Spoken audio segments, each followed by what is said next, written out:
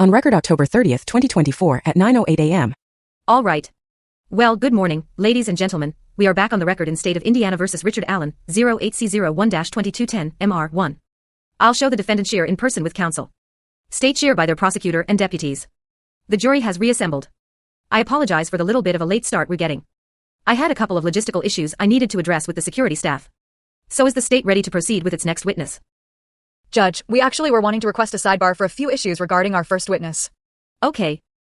Sidebar conference conducted. No faceplants, please. No faceplants.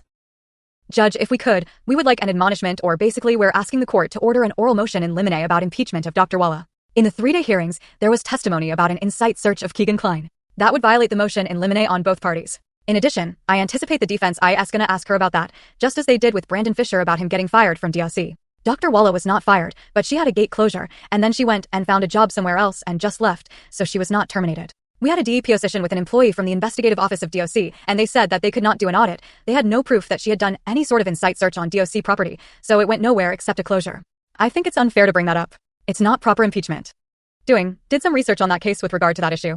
The other one was, he was safekeeping status. I anticipate they will be asking her about how he became a safekeeper, why he remained a safekeeper. That's not something she, as an employee of Centurion and service provider to DOC, can answer for. It was on a legal determination by this court that he was ordered to be a safekeeper, and it was a DOC determination as to where he went and what his restrictions were, so she is not in a position to answer that, and I don't think it should be asked. In conjunction with that, during deposition and the 3-day hearings, there was discussion of DOC policy and the 30-day my confinement. That particular policy has been addressed by defense in multiple settings, deposition and at that hearing. It does not apply to Mr. Allen.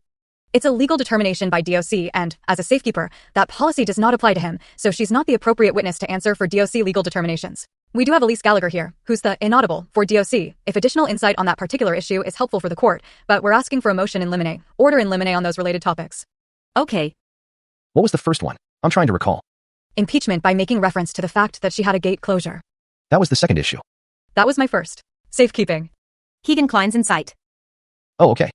Impeachment. It was also the Keegan reference, because that's what she looked at, and she told you, she's not gonna lie about it. About what? She didn't lie about using it. She volunteered that information in response to a question.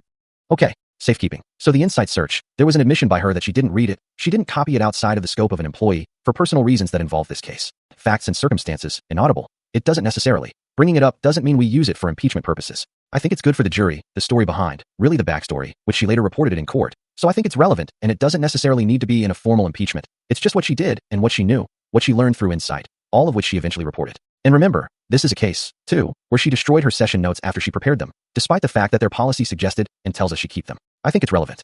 I'm not sure that it's an impeachment issue in the first place, and that's my response to that. I would respond that in no, none of her records does she make reference to checking insight for Keegan Kline. That appears nowhere. I've been through every page of her reports. It doesn't exist. If it does, I'd like to know where that is. And with regard to, I'm sorry, I just lost my train of thought. I'm so sorry. So she accessed information. And it wasn't about this case, it was about Keegan Kline's extraneous information.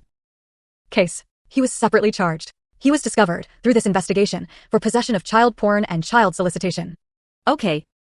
So connected to the investigation, but not to Richard Allen. I have no intentions of, I'm sorry. The point is, Your Honor, it's improper impeachment. You cannot try to impeach a witness on a specific act or misconduct unless it's a criminal conviction, which this certainly is not. This Truesdale case, Your Honor, is instructive, the Indiana Supreme Court, about a psychologist who or a medical doctor that had their license actually put on probation. The status of his license was relevant, but their son behind it is irrelevant because it became a violation of, inaudible, b. And this is specific, and it lays out specifically a specific act of misconduct. Can you guys quiet down? We're on the record. Thank you. To go with character or truthfulness are not permissible. If there's any other reason then, Judge, it's irrelevant. So I think they should fail on the issue of why is she no longer working in Westville. It is irrelevant, or it's improper impeachment.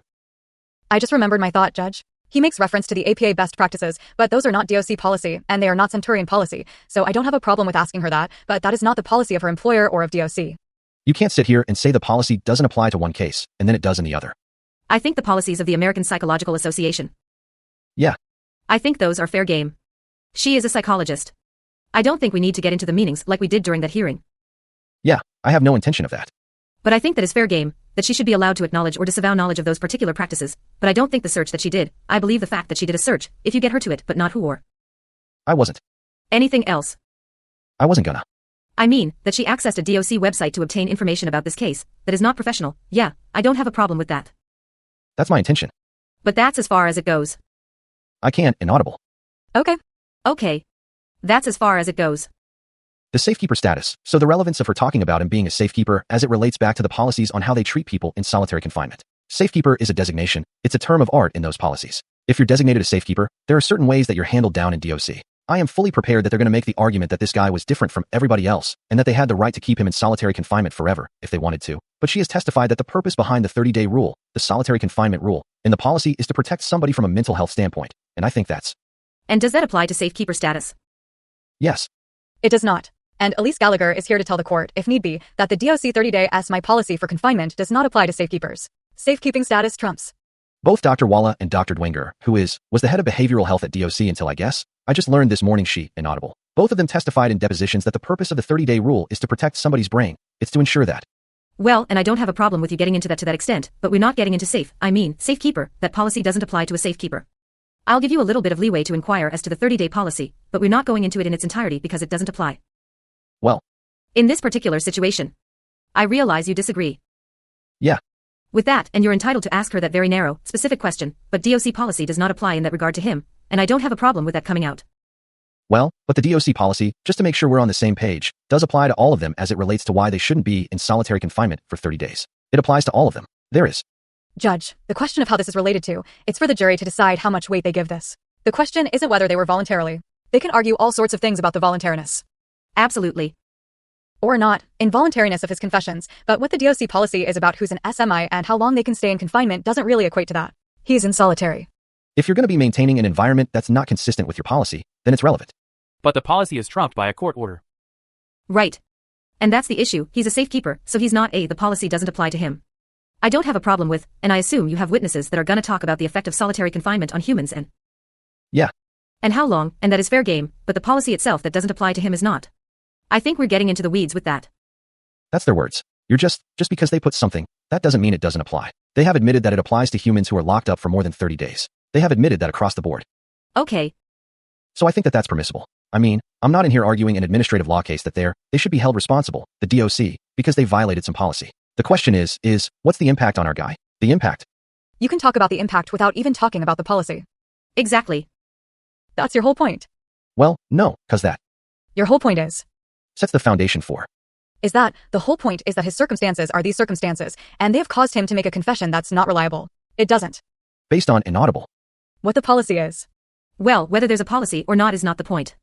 The point is you have witnesses that are going to testify about the effects, and that is important for this jury to know. Whether there's a policy or not is not important for the jury to know. Well, it does set the foundation as to what they're going to testify about. Well, I understand that, but I'm gonna give you some leeway when getting into that with your other witnesses. Can I ask a clarifying question? So is he allowed to ask if is there a policy, but it doesn't apply?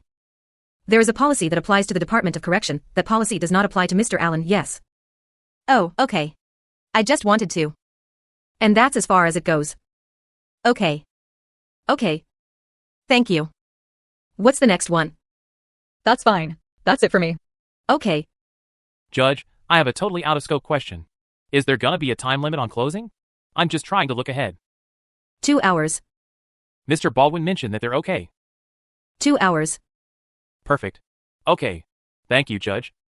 I'll use this sidebar just to renew all of my objections with regard to the admissibility of Dr. Wallace's statements in terms of what Rick said, the statements that she's going to testify to based on everything that I argued before in the July and August hearings, July 30th, 31, and August 1st. 31, I think. So something in that area. Okay. Inaudible. Cause like I said in my ruling, all of her extraneous, the internet search, the walking on the trail, all of that came in during that hearing, that impacts her credibility, and you are entitled to go there. Yeah. I mean, we don't have to beat a dead horse. No, I know. You've been beating a lot of dead horses. I think the jury's going to expect it. That's my opinion. So, it's an exhaustive amount of information. Okay. What else? Give you a preview for the day, while we're here. Okay. M.R. McClelland, cause I know you well, you've asked for that during the process. Dr. Walla, we may have a short witness after Dr. Walla, and then we'll have Brian Harshman in, and then rest. Okay. The problem with Harshman is he's gonna be introducing the phone calls, and we've got at least 2 hours of phone calls. Okay. And so if we get to 2 or 3 o'clock, I really don't want to split him up, but again, that if we get to 2 or 3 o'clock, we may be in a position to say, okay, Judge. And a lot of that's gonna depend on Cross. Yeah. Absolutely. And the breaks that we'll be taking, so. And so I'm just giving you a heads up that if we get late in the day, I may be in a position to say, Hey, Judge, can we recess till tomorrow? Yeah. Tell me what you want to me to don't. I'll have Harshman here. Well, and it might be, I think the jury, we kept them late yesterday. Right. They probably would appreciate. Yeah. A little bit more. It's gonna be 2 hours of phone calls, at least. Okay. And then my direct, his cross. And Harshman's, obviously, an important witness. Yeah. Cause of the confessions, so I think it's gonna take a morning or an afternoon. Okay. To get it done. So just as a heads up, Judge. All right. Just for clarification on her employment situation, I'm not sure we covered that entirely. There was a gate closure. We've seen that that's not something, that it was clearly related to her use of her personal activities while at work. Whether or not she conducted an inside search, or, I don't know that I remember exactly what they said she did, but she admitted in court she stepped outside of those boundaries. Affirmative response. And so am I permitted to just point out to her that that's why she was terminated? She was not terminated. She's not terminated. And the gate closure did not say why. There's been no evidence of that. The gate closure did not show why. And you subpoenaed the employment record, and there's nothing in there about the reason for the gate closure, and it does not. Well, Deanna Dwinger said that's why. She can. Well, then call her as a witness. I'm going to. That's just character assassination. She worked for Centurion at DOC. She is no longer working for Centurion at DOC. It's improper impeachment of the witness. I'm sorry. No. It's not, no. Doesn't that go to her work product, like the quality of her work product, which is credibility? It goes to. She told you she did the search. Yeah. Sorry. What's that? No. She told you she did the search. I don't know the reason in it, and honestly, I don't even know what a gate closure is, but the fact that she wasn't fired, no, we're not getting into that. She's not working there anymore, yeah, that's fair game. You're not working there anymore. And the jury can draw their own inferences as to why she's not working there anymore. Okay. We ready now? Yes, Judge. Yes, ma'am. Okay. Perfect. Sidebar conference concluded. All right. Are we ready now to bring our jury in, Ms. Diener? Yes. Mr. Razi? Yes. All right. Gentlemen. All rise. Jury in at 9:26 a.m. Thank you. You may be seated. Thank you, gentlemen. Well, good morning, ladies and gentlemen. It's nice to see you back this morning. I hope you had a pleasant evening. I know you didn't have much of an afternoon yesterday, you had an evening. Again, as we parted company and you've had access to your electronic devices for purposes of work and contacting your family, I'll just again ask you the following series of questions. Ladies and gentlemen, have you read, seen or heard any media accounts concerning this case? All jurors answer in the negative. Have you discussed this case with anyone? All jurors response in the negative. Have you permitted anyone to discuss this case with you? All jurors respond in the negative. Have you conducted any research into this case? All jurors respond in the negative. And finally, has anybody persisted in attempting to discuss this case with you? All jurors respond in the negative. All right. Ladies and gentlemen of the jury, I appreciate your continued compliance with the court's orders. I apologize for the little, brief delay that we had getting started not quite at 9 o'clock. I had a matter I needed to attend to, but we are ready to proceed. Ms. Diener, you may call your next witness. The state would call Monica Walla. Witness sworn. Are your microphones on the tables? Thank you. Sorry. You may proceed, Ms. Diener. Ms. Walla, could you please state your full name and spell your first and last name? Monica Walla, Monicabla. And I'm going to let you know that microphone does not help us in this area, so the jury and the attorneys will not be assisted by that microphone. You don't need to pull that forward. Yeah, there you go. So I'll just ask you to speak a little more loudly than you're used to. Could you tell us what your profession is? I'm a clinical psychologist. And what is your level of education? Doctorate in clinical psychology. Could you just briefly describe the education that got you to that point? Affirmative response. I went through college, received my associate's, BAc Helaires, master's degree in counseling, and then pursued a doctorate in clinical psychology, so. And then, is there an examination that you take after that? There is. To complete the process? There's a licensure examination, once you've completed all you are. And you did all of those things, is that correct? I did. And does that earn you the title of Dr. Monica Walla? Yes. In your profession? And are you licensed as a clinical psychologist in Indiana? I am. And did you prepare or provide to us a curriculum vitae that outlines your education, your experience, and your work history? I think you have it. I do. May I approach the witness, Judge? You may. Dr. Walla, I'll show you what's marked as State's Exhibit 302. It has several pages. Please take a look at those. Do you recognize the document? I do. And is that your curriculum vitae? Yes. Does it also have your Indiana license attached? Yes. State would move to admit Exhibit 302 and publish to the jury. State's Exhibit 302 offered. No objection. All right. Without objection, 302 is admitted and you may publish. Dr. Walla, during the years of 2022 and 2023, were you employed at the Indiana Department of Corrections? I was. And what was your position there? Lead psychologist. And could you explain for the jury whether who your employer was and how you provided services at DOC? We were employed by Centurion at that time, so we're a contractor. We don't work for the DOC, for the state, and... Your position was lead psychologist at DOC though, is that correct? Correct.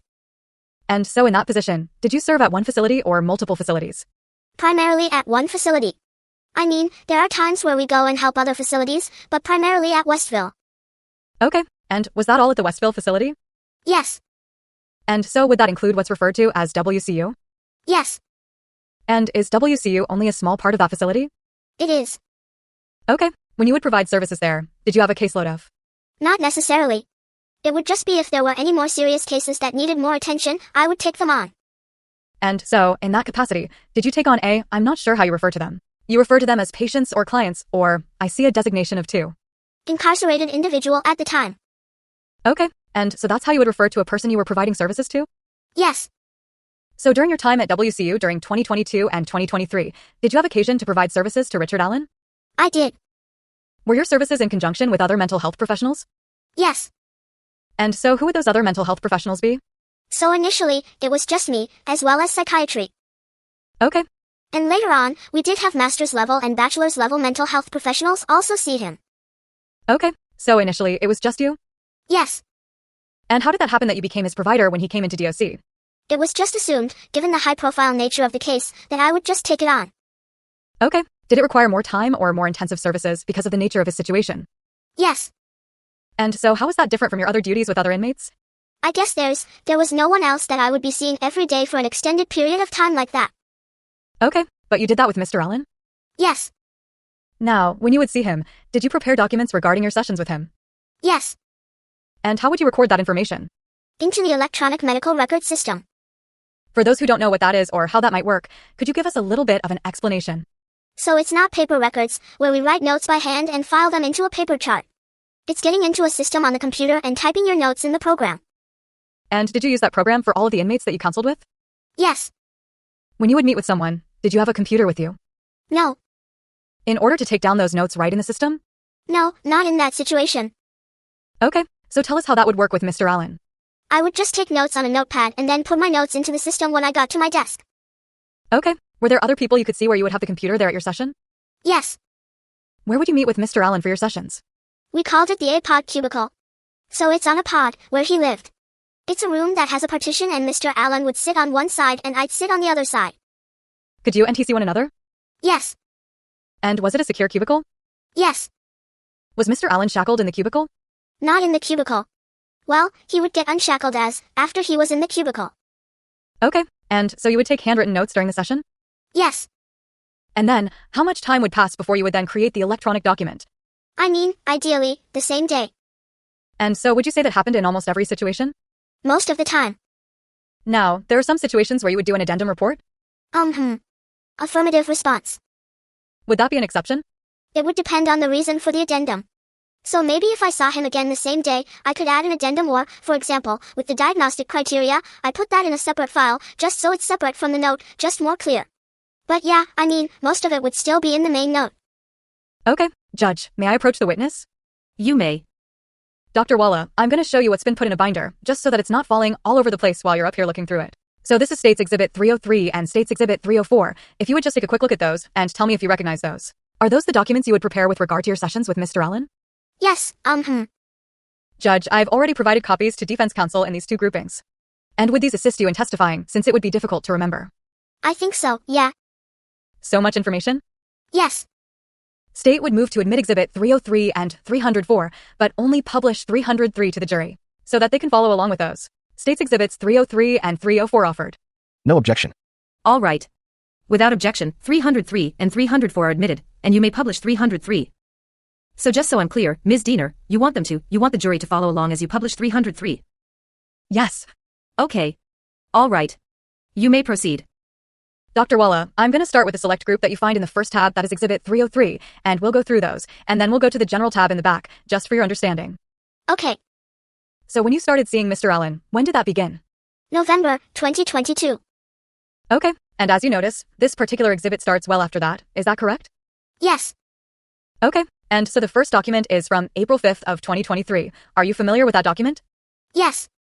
Okay. And we'll talk about this one in a little more length, just to give the jury some familiarity with the categories within the report, and then, later, we'll be able to make reference to those categories more quickly, just to provide some understanding, okay? So with regard to the report from April 5th, what is it about the document that identifies who you are meeting with and documenting?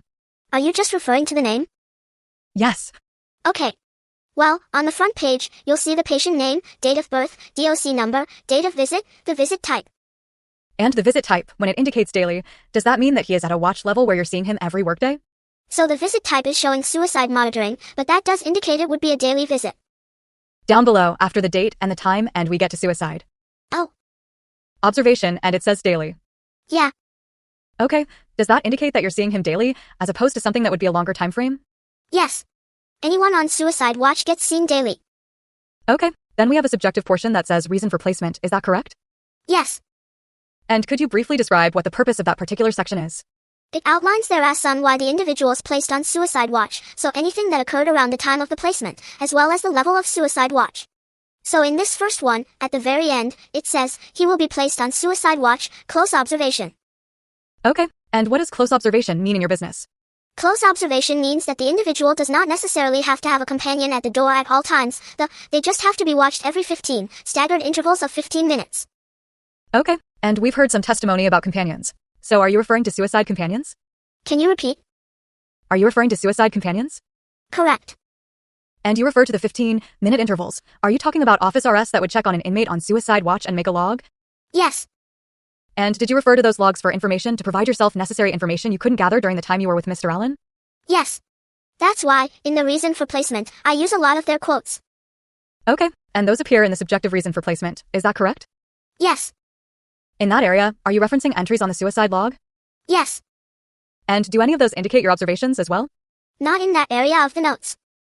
Okay, now on the 4th, his status was changed, is that correct? I say status, but I'm saying the level of his watch. Yes. He was not on suicide watch and he was placed on suicide watch. So prior to April 4th, were you seeing him daily? No. What would have been the frequency of your visits? So when he came to us, from RDC, he was on suicide watch from there and remained on suicide watch at Westville for a month. So in December of 22, he was released from suicide watch, and he was off suicide watch up until April 4th. So between just end of December to April, he was being seen maybe once a week. Okay, now there's already been testimony that he's in a solitary confinement cell, is that correct? Yes. And that cell has a camera? Yes. And he is videotaped when he's moved to and from his cell, is that correct? Yes. And you were aware of all that? Yes. And so, when you change supervision or observation from close to constant, what impact does that really have on the circumstances? Sometimes very little. My orders don't cover being recorded when he leaves the cell, that wasn't my decision. The only difference, if we go from constant to close or vice versa, it's having either somebody sit at the door the entire time looking or somebody who can kind of come and go, but as long as they're seeing them at staggered intervals of 15 minutes, that's close observation. Okay, and so if you're comparing close to constant, what would be the reason for someone to be on constant versus close? Constant is reserved for more severe instances of imminent harm. In this situation, I placed him on close. He was not exhibiting anything in regards to suicidality, but things have, obviously, taken a turn in terms of the things that he's talking about, which was significant. Okay. But not to the point where we felt he was in imminent danger of harming himself. And so are you referencing the statements in the first paragraph that you took from Suicide Note, companion notes that he was confessing to his charges? Yes. And so that was your consideration in putting him on a closer watch? Yes. Does the watch level status also impact what kind of personal property he's allowed to have, and is that related to his safety? Yes. Can you please explain? Sure. So in a situation, let's see here, we just started him off with the standard, so he would have monitored showering and toileting, he would have a mattress and a safety blanket, he would have that kimono, the safety kimono. I allowed the regular meal and books, documents, tablet, commissary. Usually, those aren't provided, but we were just I wanted him to have his stuff, so at that point in time, I allowed those items as, this was just the first day, so. Okay, so you indicated that you didn't have any control about the nature of his cell or how he was moved. No. With regard to security, but you did have the ability to make decision S about how much personal property he'd be able to have if it was safe? Yes. And when you say regular meals, what could you do about a meal that would make it more safe? They don't give them utensils, so I forget what they would call it now. They don't get the styrofoam. I don't. Styrofoam tray maybe. So there was something different? Yeah. They're making the packaging more safe. Okay, and is that, again, a precaution for self-harm? Yes. Okay, so in this particular document, then, there's a section called Patient Complaint, is that correct? Yes. And does every report contain a reason for placement and a patient complaint section? Yes. In the patient complaint area, would you be making notes and then entering them into the electronic system based on details from your conversation with Mr. Allen? Yes. How would you begin a session with Mr. Allen? I would typically ask how he was doing. And you were aware that he was being housed as a pre-trial detainee, is that right? Yes. And did that give him a particular status? Safekeeper. Okay, and at some point, had you talked with him about not discussing his case? Yes. And do you recall when you did that? I don't recall the date. Was it early on? I think it was early on. Okay, like back in November of 22? Sounds right. Okay, we'll get to that. It's in here, but I just wanted to make reference to it in case you knew. And so, other than asking him how he was doing, did you ever ask him questions about his pending case? No. Did you discourage him from discussing it with others? Yes. Did you believe that Mr. Allen understood the dangers of talking about his case? Did he know it was a bad idea? I mean, that answer may be different depending on at what point in time. Okay, did you find Mr. Allen to be an intelligent person? Yes. He had some college education, you were aware of that, correct? I think so. You did assessments to learn about his background, is that right? Yes. He had a job that involved management skills, is that correct? Yes. And over the course of time that you met with him, was he, at times, a good communicator? Yeah, yes. And so on this particular date, did Mr. Allen decide to talk to you about his case? Yeah. And was that prompted by you? No. Could you please read the first paragraph that you enter Ed in patient complaint on April 5th of 23? Okay. Judge, I'm going to object to form of the question. She's just asking her to read a narrative form of a paragraph. I think she can question her about it, but... It's your entry, Judge. We had companions reading their entries yesterday all afternoon. It didn't seem to be an issue. So you want her to ask her questions about the entries, is that what you're saying? Well, if we're gonna introduce the evidence by way of her just reading the entries, then I guess, when it gets to me, I am asking the court to give me the same, deference. Of course. And we could be here for weeks. Okay. I don't think it's a proper form of the question. I think she should ask her, what did he say on April 5th? Sustained. You said sustained, Judge? Yes. Ms. Walla, did he make a statement to you with regard to, actually, I'll just ask you, did you include in your report a quote that he stated, I killed Abby and Libby, I'm sorry? Yes. And that appears in quotation marks, is that correct? Yes. And so how is that particular statement documented when you're in your session with him so that you know that you're being accurate? I just write it down. And does Mr. Allen? Verbatim, yeah. I'm sorry. Verbatim, I'd write it down on my sheet. And does Mr. Allen see that you have paper and a pen in your session? Yeah. And so he should be aware, just from a visual perspective, that you're writing things down? Yes. Now, you indicate that he became tearful, is that right? Yes. And he continues to give you more information, such as he committed the murders on his own? Yes. Did he give you that information? Yes, he did. He made sure they were dead, because he didn't want them to suffer? Objection. Leading. Sustained. In the first paragraph of your report, does he talk about whether he committed the offense? Yes. Does he indicate whether anyone helped him? He did not indicate anyone helping him. Does he say that he did it alone? Yes. Yes, it does say that. Okay. Does he talk about whether he knows whether the victims were deceased before he left the scene? Yes. What did he say about his intentions? He said he knew his intentions were sexual in nature. Does he speak about the age of the victims? He reported thinking that they were at least 18 or 19, but could have been as young as 11. Does he give any other indication as to why he may have killed them? He talked about being selfish all his life, also being a coward, so when he got scared, he took their lives in order to preserve his own. And does he say anything about how he feels about it in retrospect? He was talking about hoping he could apologize to the families of the victims and wished he could go back and change his actions. Okay. Does he expand at all about the sexual intent of the murders? He alluded to having a sex addiction. And did he give some background on that as well? A little bit. He said he didn't think he was molested as a child, but admitted to molesting his sister as a child. He reported viewing Playboy magazines and other sexually explicit materials, as well as experimenting with both male and female children his age, and he said he felt that's where the problem began. Okay. Does he also talk to you in this session about his drinking history? Yes. I direct you to the fourth paragraph under patient complaint. So he admitted being an alcoholic, that was his word, twice since 2011, and he talked about how, when he's in that state, he was cared for by his wife. Okay. Now, does he also make reference to religion? And I direct you to paragraph 6. He reported taking God into his heart on March 21, 2023. He asked if I believed in God. He said he hoped everyone would find God before they die. He had recently received a Bible and reported wanting to read it before he died. He reported Psalms 23 gave him a sense of peace. And do you talk about what he would like to do with his Bible? He stated that he hoped he would be able to give it away, possibly even to the families of Abby or Libby who could give, so they could give it to someone they think might need help. And? He. Oh, I'm so sorry. Go ahead. No, that's it. And did he express any remorse for his actions? I believe he did, Directing you to paragraph 1. I don't know where to look for it though. Paragraph 1. Paragraph 1? Yeah. So where he says he wished he could go back and change his actions and apologize to the families. Okay. Did he also talk about how he was doing at this point in DOC and with regard to his mental health? And I would direct you to paragraph 7. Yes. So he said he was glad he had not killed himself. He stated he hoped to be able to see his family and hopes they will forgive him. He expressed appreciation for being fed, clothed, and having a small view of the outside from the top of his window. He reported being happier than he's ever been in such a...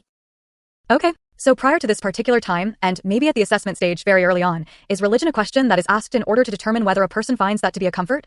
Yes. And so in your initial contact with Mr. Allen, was that something that was important to him? Not at that time. Okay. So was this information new to you at this point? It was new.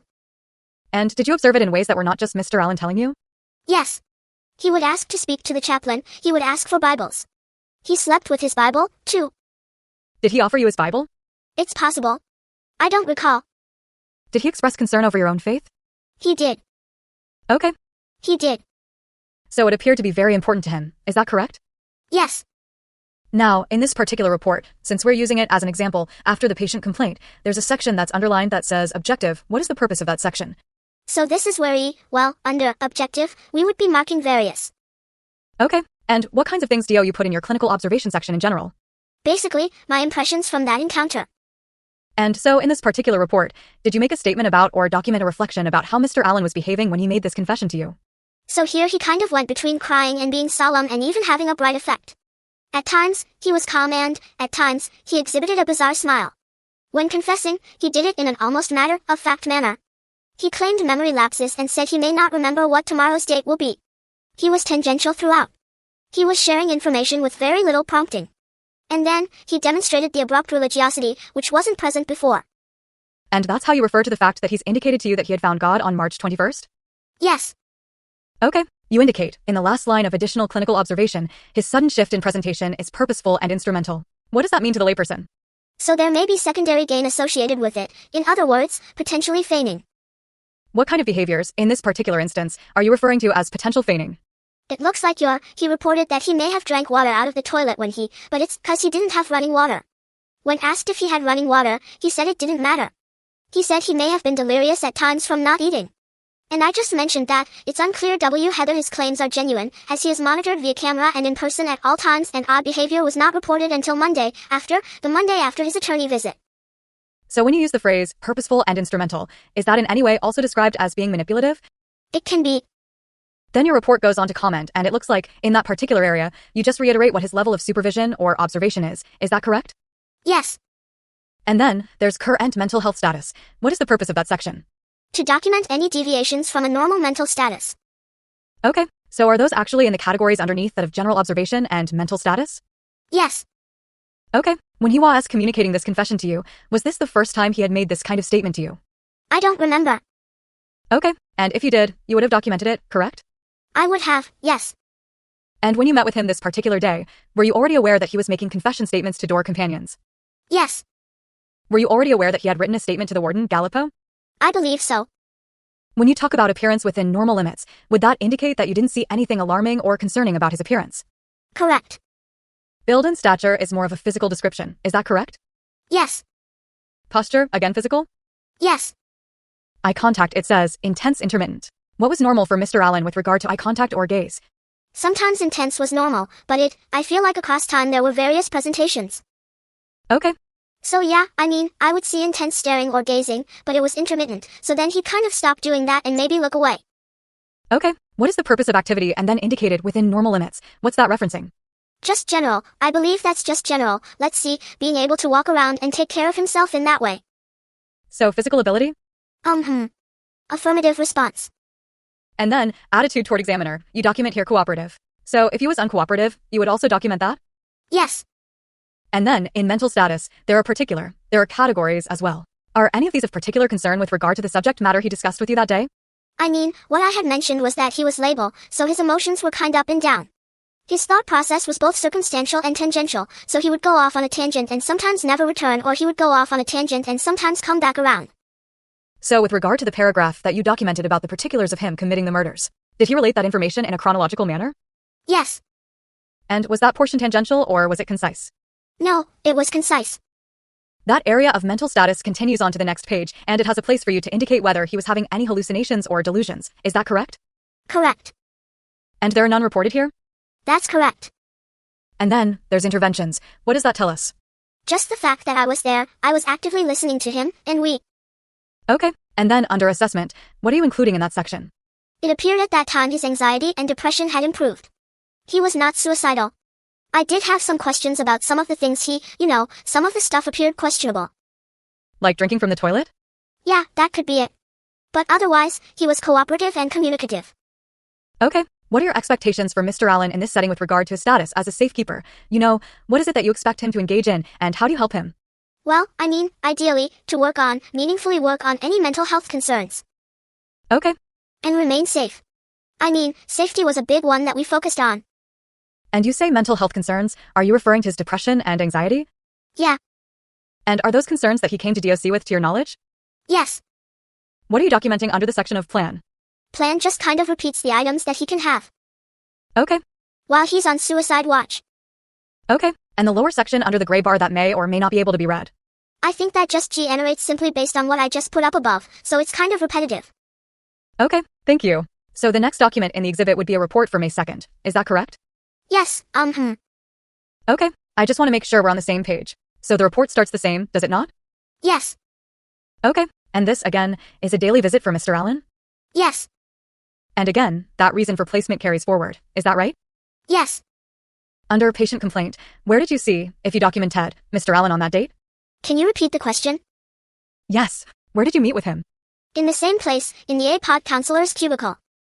And how was Mr. Allen's ability to communicate that day? He was very tangential and focused on a lot of the same stuff, there were a few concepts he kept repeating throughout the session. Okay. On that particular day, did he make statements about the death of Abby and Libby, and could you describe what you documented? Okay. He did make statements. I see that there are categories in this particular report. Is that correct? Topic areas? Yes. Okay. If I could direct you to the topic, the category of death, suicidality, and murder. I know, I'm looking at it. Okay. Specifically as it pertains to Abby and Libby, he said, I killed Abby and Libby, I will kill everyone. I will wipe out the whole world after I die. He mentioned starting World War III. Did he make any statements about wanting to die? Just before that, he said, is it okay to kill myself? He said that the other incarcerated individuals tell him to kill himself, so he's asking if it's okay to kill himself. He stated he did not want to die.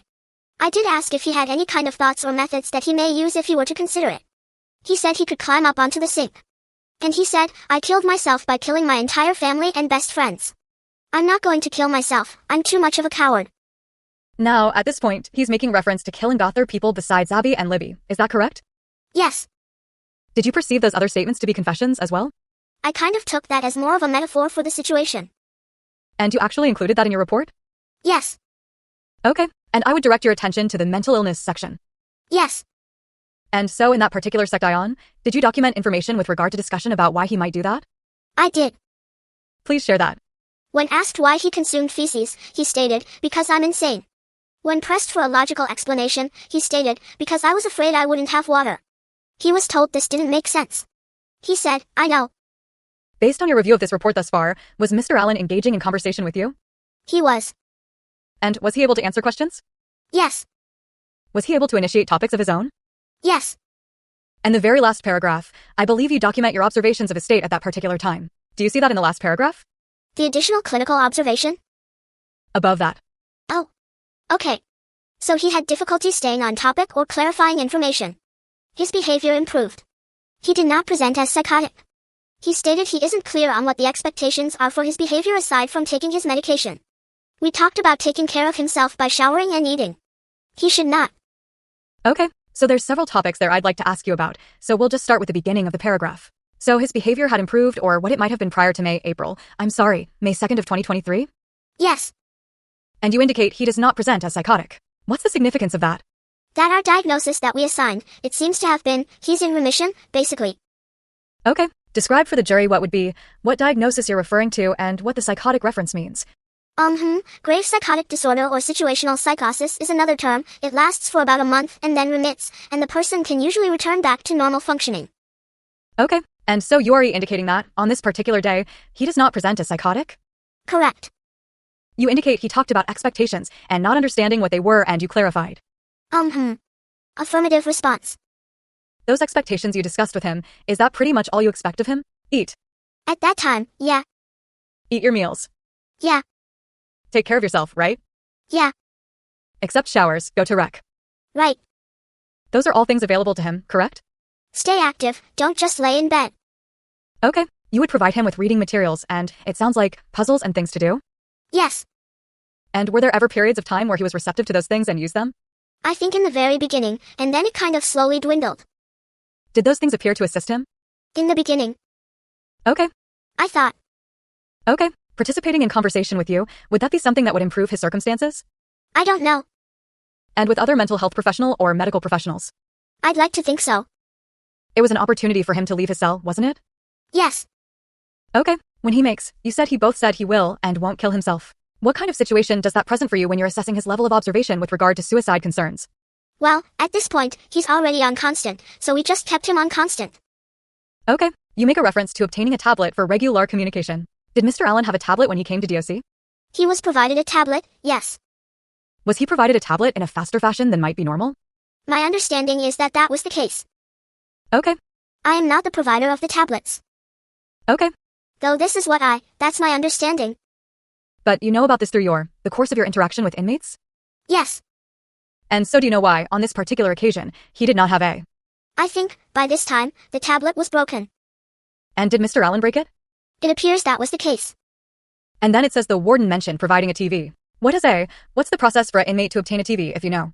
I mean, honestly, with the TV, we probably could have gotten him a TV, but he didn't want one. Okay, so that's another amenity, so to speak, that was available to him that he declined? Yes. On this particular date, was he cooperative in the sense that he participated in the session? Yeah, for the most part. Let's move on to the next document, which would be addendum to that same date, but prepared on May 3rd. Yes. Okay, you made reference to a diagnosis, is that correct? That's correct. Does this document reflect what you were referring to? Yes. And so could you, please, explain to us the diagnostic criteria area and what it is that applied to Mr. Allen? Okay.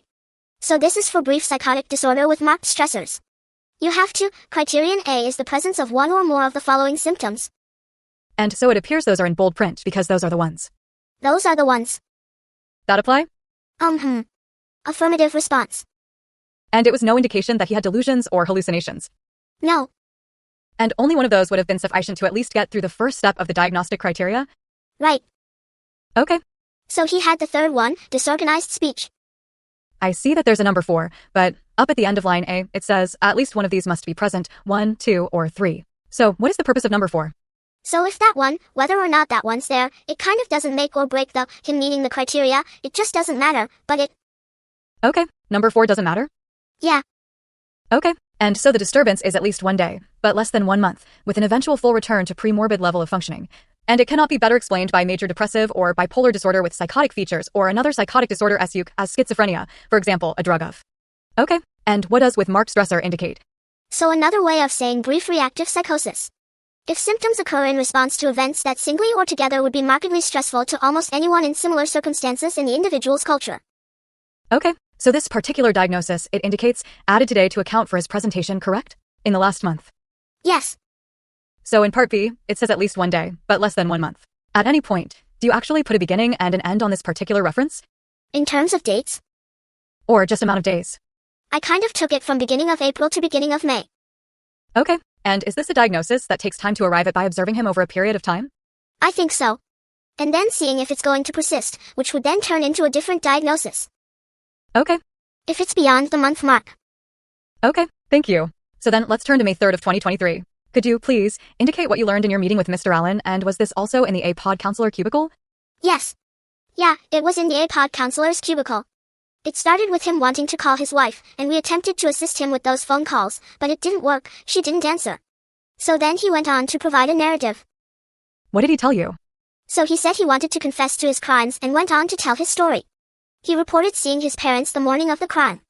He stated he was supposed to go eat with them, but opted to get himself a six-pack. He reported drinking 3 beers and then finishing theirs later. He stated, I bundled up. Once on the trail, he stated, I laid in wait. He reported seeing the girls and following them to the bridge. He mentioned doing something with his gun and stated, I think that's where the bullet fell out. And then he said, I ordered them down the hill. He stated his intention was to rape the girls and mentioned he thought they were older than their biological ages. He said he saw a van, which scared him and caused him not to follow through on raping the girls. He said they crossed a creek and then he cut their necks. He indicated wanting to make sure they were dead. He reported covering their bodies with tree branches. He said he exited the area by keeping off the trail as to not be seen. He said he returned to his vehicle, which he parked by a nearby building. He stated he managed to continue living his life after time passed by and he hadn't been caught. Now, did you ask him about the crime that he had been charged with? I did not. Did you make reference to his prior confession in order to elicit this statement? No, I did not. Was there any indication, prior to him making this statement, that he was going to tell you about his crime? No. Did you prompt him at any point during his relaying this information to you? No. How did Mr. Allen appear to you with regard to his demeanor, or emotionally, after he told you the story? He, I want to say, almost appeared relieved. He did have some concerns about his property and fearing he would not have food and water. I assured him that they could not withhold things from him. He mentioned he couldn't sleep due to safety concerns. He discussed a transfer to another facility. He reported previously consuming feces because he feared telling the truth. He reported not knowing why he blocked the camera or window with his mattress yesterday. He stated he would not kill himself because he was too much of a coward. At the same time, he stated that if he died, he wanted his wife to know he loved her. Now, during this conversation with him, did you have any concerns about his safety? During this conversation? Well, I guess I should be specific. He said he was afraid to sleep. No. Was there any reason you could see that he should not feel safe to sleep? No. Okay, and he talks about asking for property back. What was it, at this point, that he didn't have, if you know? I don't know in this. I'd have to really dig it up. This was a month after, so he would be having. And so, what did you note under additional clinical observations with regard to his ability to communicate? For the most part, it was adequate. There were some odd things here and there. He kept repeating that he didn't want to miss Easter. The paranoia that he mentioned about, not feeling safe, that's relatively normal in his situation. Was the information he provided regarding the crime that he said he committed, was that organized? It was. Did he have any psychotic symptoms? No. One of the assessment categories that you refer to is impulse control. Does that have any impact negatively on the statement that he gave you? No. And do you indicate whether he was responding to his Tree-Mentee plan or being cooperative with the treatment plan in order to keep him stable? Whether he was cooperating with it? Yes.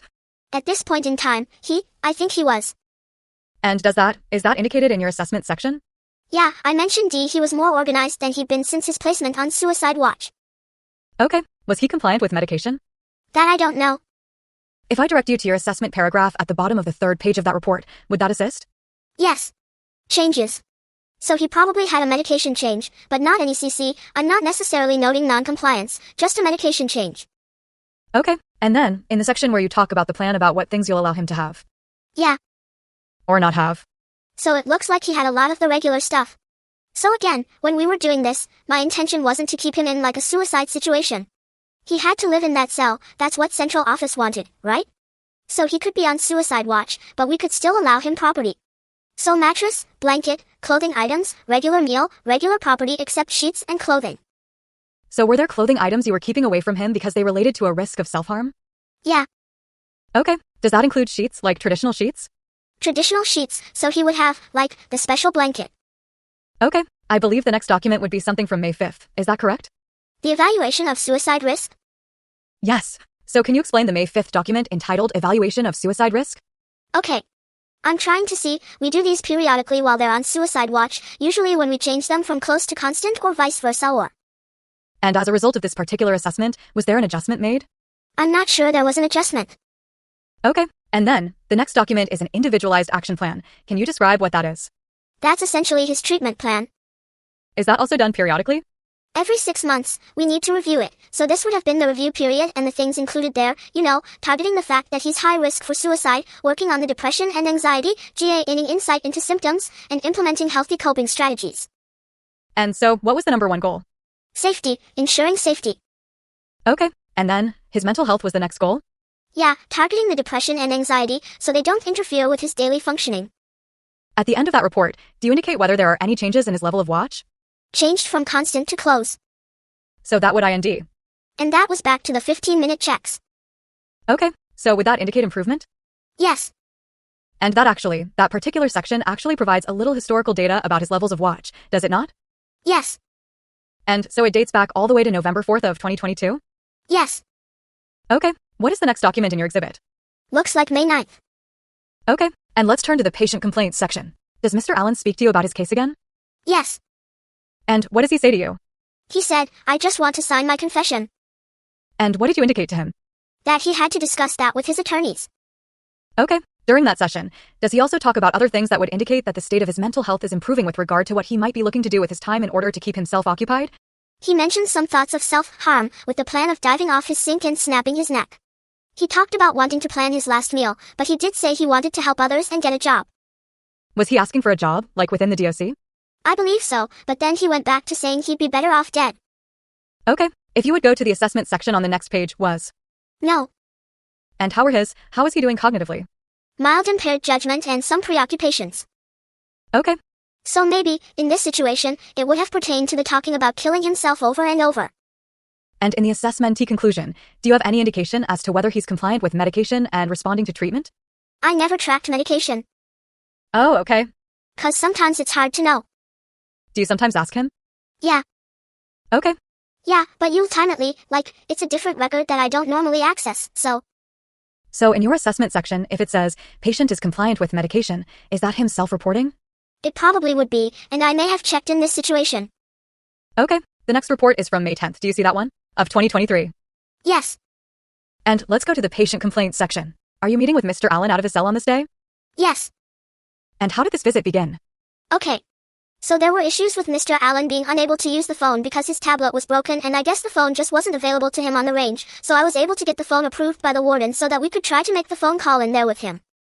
Is this the first time you had ever gotten the phone for him to use it during a session in order to call? I think there was another time we tried and it didn't work. Okay. So here we are, trying again, and he was able to connect with his wife. And so, at that point, do you leave the room? Let's see, so I did leave the room, but then when I came back when he was done with the phone call, he wanted to call her back again to tell her he did it, and then he said, I want you to hear this so you can understand. And so did he make another call? Yes, he did make another call and I believe she answered. I was able to hear them speaking. He asked whether his wife and family loved him and would continue to love him. He said he may have to spend the rest of his life in prison, thought he may only get a chance to see her one more time, and mentioned the electric chair. He asked if she understood. He stated, I killed Abby and Libby, and it appears his wife told him to stop saying that, and, soon after, the phone shut off. And then he told me, she doesn't believe me. He said, I didn't do everything I said I did, but I did kill Abby and Libby. And so were you having a conversation with him to which he responded, I didn't do everything I said, but I did kill Abby and Libby? No. He just said that. Okay, so we don't know what he's referring to. Right. When he said, I didn't do everything I said. Yeah, I don't.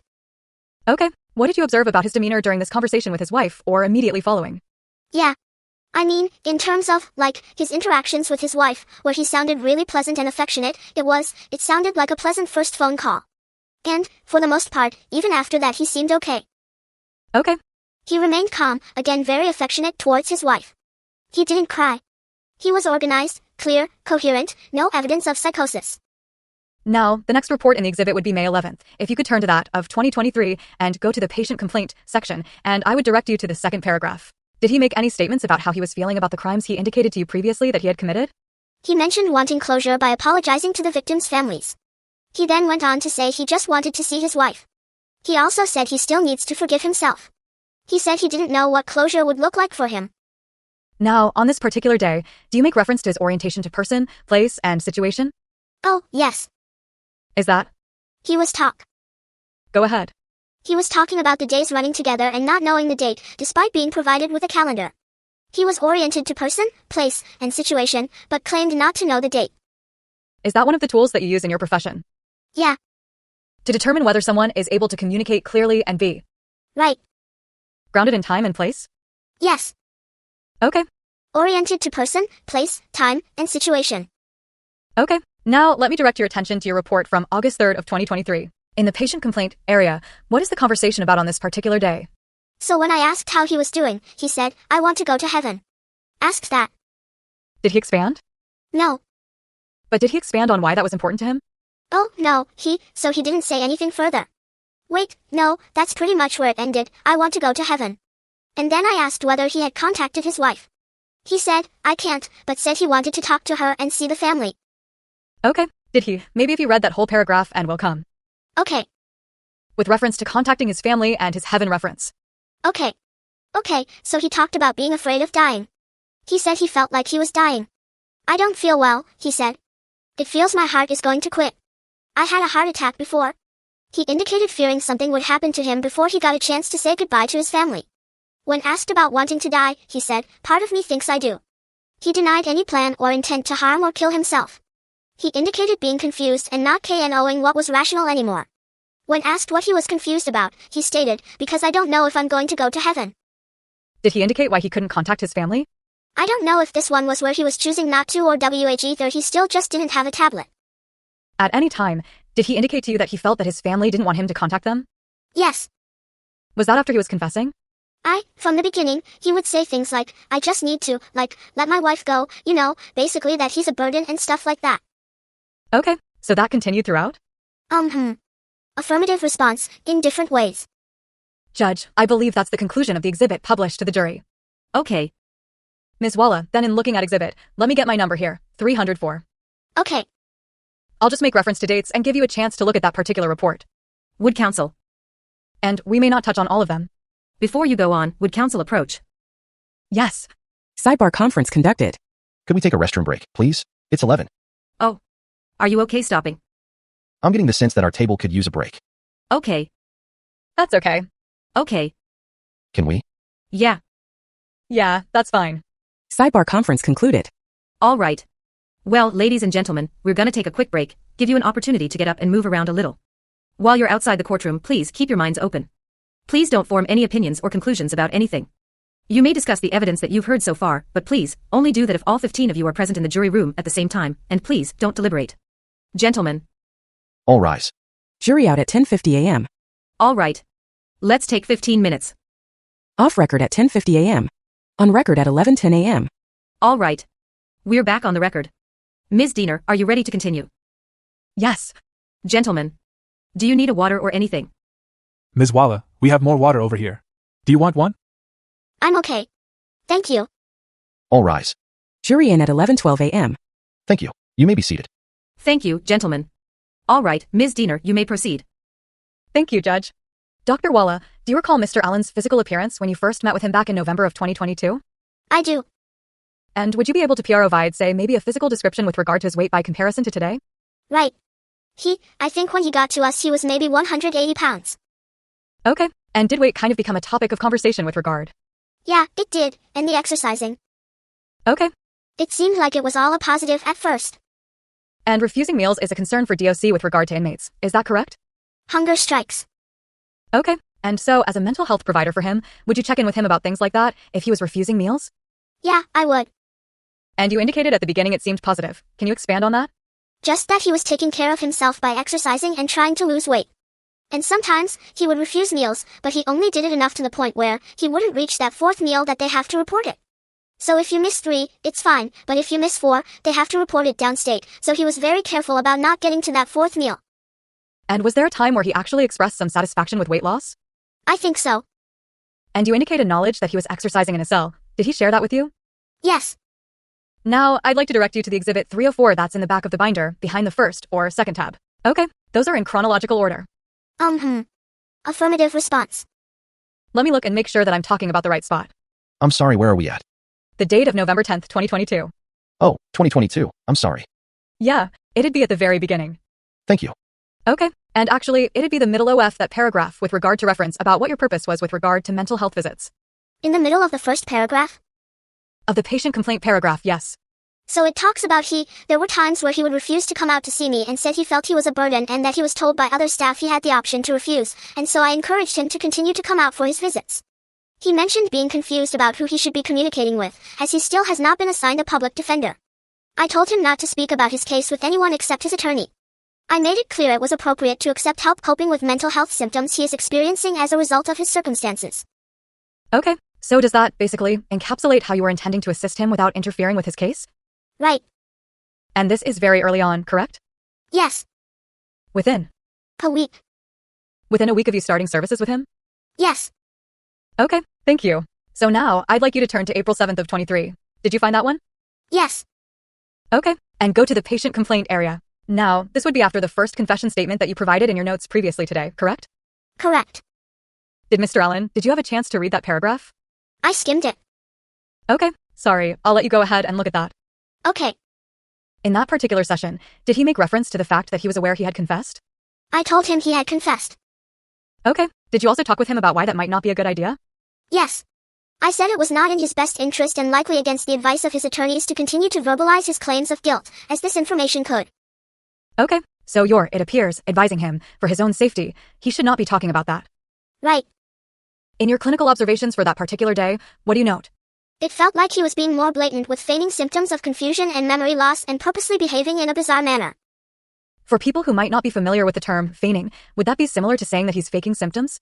Yeah, maybe a nicer way of putting it. Okay. Yeah.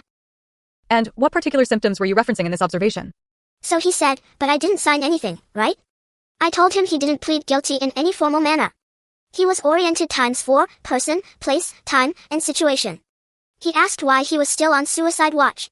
I let him know his ongoing behavior suggests he is not being safe. But it seems to kind of be the memory, claims of memory loss. Okay, could you turn to April 10th, again the patient complaint paragraph. On that particular date, did you meet with him outside of his cell? I did. And did you make any observations with regard to him feigning symptoms? Some odd behaviors. So he was sitting with back against the wall, raising and lowering his arms. He didn't respond when his name was called, just stared.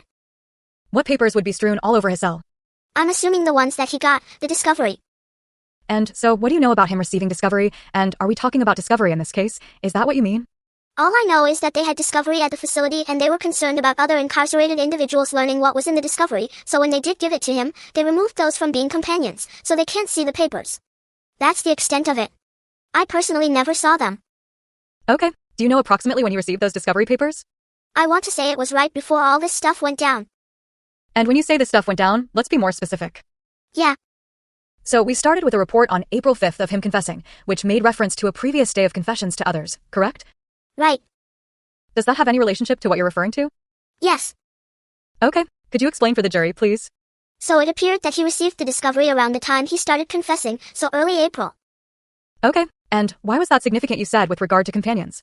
That the warden didn't want the companions to be able to view the documents in his cell, so he changed them out to be officers. Because previously, they would have been what? The other incarcerated individuals. Okay, so was that a step being taken to provide added protection for Mr. Allen? And for the discovery. And for the discovery? Yes. Okay, did you observe Mr. Allen to have a shift in his behavior, his presentation, after he got the discovery? Yes. Let's go to April 12th and review the patient complaint paragraph. Were you able to see Mr. Allen outside of his cell that day? Yes. And what did you observe about his behaviors on that particular day? He was clapping, banging on something, kicking the door, masturbating. He continued to do so, even after he saw I was at the door.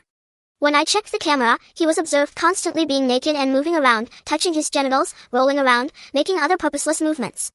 At that time, due to his refusal to wear a safety kimono, he will not be allowed recreation time outside of his cell, as he cannot engage in rec in view of others without clothes. So, what did you note in the additional clinical observations for that particular day? At that time, I believed the behavior was instrumental. And what does that mean for a layperson? For a secondary gain, so doing it in order to get something. Do you have any idea what it is he was trying to get? Not necessarily. And let's move on to April 13th of 2023. The patient complaint is more lengthy on this particular day. Is there a particular notation that would explain what was going on that day? So, what's going on that particular day? So I was informed that his behavior was escalating. He was laying in and consuming his own feces. We held a meeting with the warden, deputy warden, major, health services administrator, Centurion director of behavioral health, IDOC executive director of behavioral health, and a Centurion psychiatrist.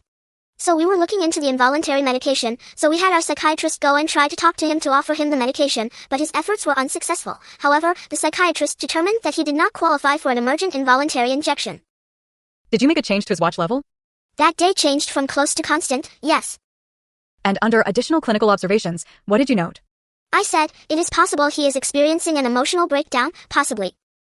So you, at this point, you still had a concern that he was faking or exaggerating, is that correct? Based on your observations of him since November of Possible. 2022. But it's getting to the point where it almost doesn't matter whether it's faking or not faking, because he's deteriorating, so something has to be done about it. Okay, so there is a process then almost immediately following this where you participate, along with other mental health TH professionals, and there's a decision for involuntary injection, correct? Correct. Okay, I'd like to direct your attention to April 17th of 2023. If you would, we'll go through this paragraph by paragraph. Okay. Because it's a lengthy one, but in the first paragraph, if you could read. So I saw him at his cell front for his daily visit. Okay. He had a greasy, dirty window. He was standing in the middle of his cell with his eyes closed and one palm raised, as if holding something. He was clothed in his safety kimono, as opposed to being naked, suggesting improvement. He appeared to be speaking or mouthing words, as though praying. This writer called his name a couple times with no response, and this writer stepped away to review the officer companion logs. Shortly after, Mr. Allen was at the cell front, coherently calling this writer's name and asking to talk. He agreed to come out of cell. So was there something about your observations of his behavior and then his subsequent request to come out and talk to you by name that you found to be notable? I mean, that he's, you look in there and he's acting bizarrely, and then he just kind of stops when I walk away and was calling me, and so was it because I was watching him, That might be a thought in my mind. Are you familiar with persons in an inmate situation that you've interacted with that suffer from psychosis? Yes. And is it within your professional capacity to make that kind of diagnosis, or is that for a psychiatrist? No, I can make that diagnosis. Okay. And so would a person suffering from psychosis go from the kind of behavior you first observed at the window to then calling you by name and? It's not completely impossible, Is it typical? Maybe not typical. Would it cause you to? Could happen. Conclude that the person is psychotic, or would you need more information? More information. Okay. In the second paragraph, what does Mr. Allen share with you? So when he comes out to the cubicle to talk, he kept his eyes closed for the majority of the session. He appeared open and willing to engage with me and made an earnest effort to convey his thoughts. He reported experiencing what he described as repeated nightmares or dreams, possibly describing his experience for the past 2 weeks is my hypothesis. He stated that in them more people died due to his selfishness and that he had just wanted to tell the truth. He said, "I'm afraid I lied so much. I'm afraid the longer I make this go on," he didn't complete the thought. He indicated becoming separated from reality at some point and has a desire to go back and make things right. Does that exchange seem to indicate that he's sharing coherent thoughts about his fears and concerns? I'd say yes. And the third paragraph. Okay. So he said, "I wish I had a medical." Objection. Form of the question. I'm sorry. I'm sorry. Objection. Form of the question. Would you review the third paragraph, please? Sure. He said, "I wish I had a medical." I mean, review it to yourself, and then I'll ask you a question. Oh, then you're gonna ask me, okay. And so, what are you documenting that Mr. Allen shared with you in that particular area of report? That he wished he had a medical illness that would explain. He said he did some vulgar and disgusting things. That's not who I am. He went on to say, if I fake my own death and the entire world has ended, some of these things he's saying are kind of disjointed, so there's nothing more after that. The last thing I remember is I fell asleep and kept activating nuclear war after my death and destroyed Earth. So it's sharing with you a dream? I suppose. Okay. Throughout his encounter, he exhibited disjointed thoughts, starting statements that appeared rational, but either trailing off without completing them or providing irrational conclusions. When asked if he remembered what he had been doing in the past week, he stated, singing, marching, crying, blaming everyone else. Okay, so he's sharing some unconnected ideas, correct? Yes. But then, in response to your question about what he'd been doing for the... Yeah, I think so. And then, could you share with us your additional CLI nickel observations from that day? It looks like after he received his involuntary medication on April 14, 23, there was some improvement noted. He appeared to be significantly deprived of sleep prior to this. He does not appear to exhibit auditory or visual hallucinations, but had exhibited grossly disorganized speech, paranoia, and delusional thinking. And then I just mentioned diagnosis. So with regard to the diagnosis, before the actual language of brief psychotic disorder with marked stressors, you have RO. What does that mean? Rule out? Rule out. And what does that mean with regard to the process that you referred to when you were actually testifying about the diagnosis that didn't get documented until May 3rd? So we're still watching to see if, it'll take a month, right? So, to have this diagnosis, it's a month-long process. Okay. And we're kind of in the middle of that right now. And then I would direct your attention to April 21st, the third paragraph. Okay. In that particular area, are you documenting bizarre behavior by Mr. Allen? Yes. Did you find that particular behavior to be genuine, as in beyond his control? I didn't. And then, on April 25th of 2023, the patient complaint section, if I could direct you to the fourth paragraph through just the fourth paragraph, what did you document in that area of your report? I was trying to elicit information on his insight into his condition, as well as the etiology of his decline. He reported struggling longer than he acknowledged, but denied experiencing anything like this in the past. He reported feeling it could be due to not taking his medication, referring to Prozac, although mentioning Seroquel a number of times, as well. He stated he thought he was taking his medication. He said, I think I wanted to have an in-person visitation and I think I wanted a transfer. So, in your prior references where you indicated that you thought that he was potentially feigning for secondary gain, is this at least a potential explanation for his behavior that he's providing to you himself? It could be. Well, what other secondary gain could he accomplish that? Those are definitely the big. You could think of? Those are definitely the big ones, visiting, having the visits with his wife and the transfer out. Okay, and you actually advocated for him to have in-person visits, did you not? I did. And those visits were with whom? With his wife. And were you successful in doing so? I was. Is that something that happens typically for people in WCU? No. So were special accommodations made in order to allow Mr. Allen to see his wife? Yes, they were. And did you do it on multiple occasions? I don't recall how it all went. I know I had to keep talking to the warden about it and, eventually, I think one visit happened, and then I don't know, they figured out the second one later on their own. Okay, do you believe those would have happened without your intervention? Probably not. Okay, and finally, April 28th of 2022, the patient complaint section is one large paragraph. If you could read that and we can discuss it. Okay, so what did you observe about Mr. Allen that particular day? I went to his cell front, he was lying on his bed naked. He looked up at me and, when I asked whether he wanted to come out for a session, he said he had to shower first. I told him we did not have time for him to shower first, and I guess it wasn't shower day on the pod. There was a smell coming from the cell, but I took that as a positive, likely that he's aware that he's probably not in the right condition to come out for a session, so. What does that indicate about his mental state, that he's concerned about the fact that he may not be clean? Right. And it would be inappropriate to come out? Just improved insight. Did you talk with him about your advocating for him to get a visit with his wife? I don't see that. Okay. Did you ask him why he wasn't taking care of his daily living, like showering? Yeah. He said, because I'm selfish. Oh, so we talked about the visit and I told him how he identified it being important to him. In a sense, I wanted it to be motivating for him to take care of himself. But he kind of just went on about flushing the Bible down the toilet, not having food or water. Let's talk about that. He makes a complaint that he doesn't have food or water. Is that something that could be true? No. He could be refusing the food. Okay. Water, it could be shut off if he's flooding the cell. How does that work? If he's flooding the cell, what happens with the water source? They'll shut it off. I mean, not for a very long period of time, but that, first few, I don't know the time, the timing or anything. It's a consequence? Yeah. Okay, but he would not be deprived of food and water as a punishment? No. And what were your clinical observations? I didn't see him as psychotic. He it felt, this is not, like, a very good word, but gamey. It is possible that he was severely depressed due to, resulting in the lack of motivation for self-care, but much of what is being observed and documented in logs appear to be behavioral, defiant behaviors with no clear motive. Thank you. I'd pass the witness, Judge. Mr. Razi. You want to may we approach? Sure. Sidebar conference conducted. I'm okay doing this. I don't know if you want to start. I think it's going to take a while. I just know it's the lunch hour and I didn't know. Yeah. If you wanted to do it after?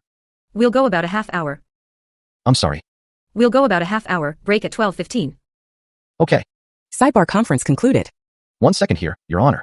Nice to see you again, Dr. Walla. How are you? I'm good. All right. So one of the first things you talked about with the prosecutor was your education, is that right?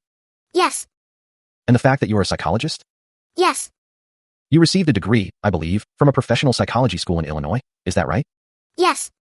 And you worked as a psychologist in the DOC since back in 2018, is that right? Yeah, I did work as a mental health professional prior to that, but as a psychologist in 2018. You worked at a community counseling center, you told me, and then at a state hospital, correct? Yes. But mostly, you've pretty much worked in the prison system? Yes. And you don't specialize in any areas of psychology, right? Right. You basically just worked in the mental health department there at the prison, right? Yes. Now, the prosecutor didn't ask you where you were working, did she? She didn't. She didn't ask you that, did she? And in fact, you're not working with the DOC anymore, are you? I'm not. You testified up in Allen County in July of this year? Yeah, July 31st. And after that testimony in court, you didn't go back to work, did you? I went back for the next day. And then you were not allowed in the prison? That is right. But on your resume here, you've reported that you're employed with Wexford Centurion from October of 17 up to the present time, right? On your CV? I didn't update it.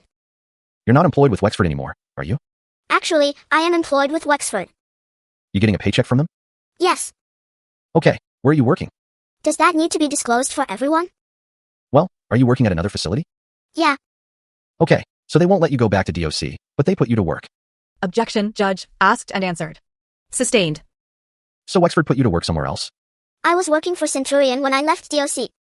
Wexford, Centurion the same. It's the successor, right? Centurion's the successor of Wexford? Yes, But you're not employed at the DOC anymore at Westville Correctional Facility. that is correct. Objection. Asked and answered. Sustained. Now, you are familiar, on a personal level, with the circumstances in this case, aren't you? In regards to, Well, aside from your treatment of Mr. Allen at Westville, you had other familiarities with the circumstances surrounding this case, don't you? sure, You were following this Delphi murder case well before you started treating Mr. Allen, right? yes, And you were following it on podcasts, Facebook, other social media outlets? yes, It's something you were doing fairly routinely, wasn't it? yes, And you were specifically going out and seeking out information because you had an interest in this crime stuff, right? right, And that interest continued to grow as the case moved forward, the investigation, right? right, So you got more and more involved, right? yes, And at some point, there was some significant activities in this case that didn't involve Mr. Allen, right? right, That caught your interest? yes, And at that time, you decided that you were going to access. Objection, Judge. May we approach? Yeah. Sidebar conference conducted. I'm objecting to Mr. Razi putting it in a particular time frame that would lead to a conclusion, inaudible. I don't know when she did the insight search, nor do you, and so I think she should provide that information, rather than Mr. Razi providing it in the context of his question. So what's the objection? Well, I think that you're putting her particular search. I can ask her that. I just think she should be the one to inaudible, that. Inaudible. What's that? Inaudible. Yeah, I was trying. Yeah, To be delicate about giving the name. because I haven't talked to her about this. Okay. Like you had said, you've talked about it. Well, we deposed her. I haven't had a chance to talk to her. No, I mean, I didn't say those topics. We're not talking about that. Yeah, I can do that. I just don't know what. Sidebar conference concluded. ALL right. Your objection is overruled. You may proceed. Narrow it. Thank you, Judge. So there was a significant development in this case that occurred before. yes, And that development got you more interested? yes, And so you went back to work at the DOC and you used the DOC's database to start accessing information for your own personal reasons, didn't you? I did that. And that's in violation of the DOC's policy, is it not? Probably. Is that why you're not employed with them? They had to do an investigation. And the information you were accessing is information that the public doesn't have access to, right? Correct. Now, you told me that you had followed several different podcasts, specific podcasts, right? Yes, I think you mentioned true crime, right? yeah, Mentioned a guy named Gray Hughes. Follow his podcast? I did. Richard Snay? I did. Defense Diaries? I did. Criminality Channel? Yes, And other YouTube channels, correct? yes, You followed the prosecutors? yes. Online chat rooms? I mean, I just read stuff. And Facebook? Affirmative response. And you're shaking your head yes? Yes, yes, And, at one point, you actually were contributing out there. There were questions online on social media about where to get information on this, and you were making recommendations, weren't you? I did give recommendations. And this happened just earlier this year, didn't it? I think so. And you had admitted to me earlier that just that act alone was a violation of your APA guidelines, didn't you? I said it's a gray area. Gray area. APA guidelines being the American Psychological Association guidelines, right? Yes, Shaking your head yes. yes, And then, after Mr. Allen's arrest, your interest in the case peaked even more, didn't it? sure, And, in fact, you were commuting every day to Westville from the north side of Chicago, or at least several days a week. well, it was my job. Okay, but you have to commute? Yes, What is it? An hour and a half, 2-hour drive? yes, And you were using that time to follow the social media activity and other content regarding this case, weren't you? yes, And at some point, there was information on the internet that you were doing this, right? Somebody pointed out that you were following all this stuff? right, And you shut all your accounts down, didn't you? I did. And you would agree with me that there was a lot of information that you consumed out there regarding this case on both sides? Yeah, Some of those things, or that content comes from all over the world, doesn't it? it does. And you never disclosed to your employer, up until the point at least when you started treating Mr. Allen, that you had this personal interest in the case, did you? From what I remember, we discussed it when he was coming to our facility. Okay, well, do you remember me taking your statement in this case? Yes, On a couple of different occasions, right? yes, 2 separate days, is that right? yes, One time down in Logansport, and the other one here? yes, Give me 1 second, make sure I've got the right statement. Would it help to refresh your recollection by looking at the statement sure. that I took? May I approach, Judge? You may. Thank you. Doctor, this is the statement taken of you June 6th, 2024. Do you generally recall being here on that, back? Actually, we took the statement right back there at that table, didn't we? Is that right? Yes or no? Yes.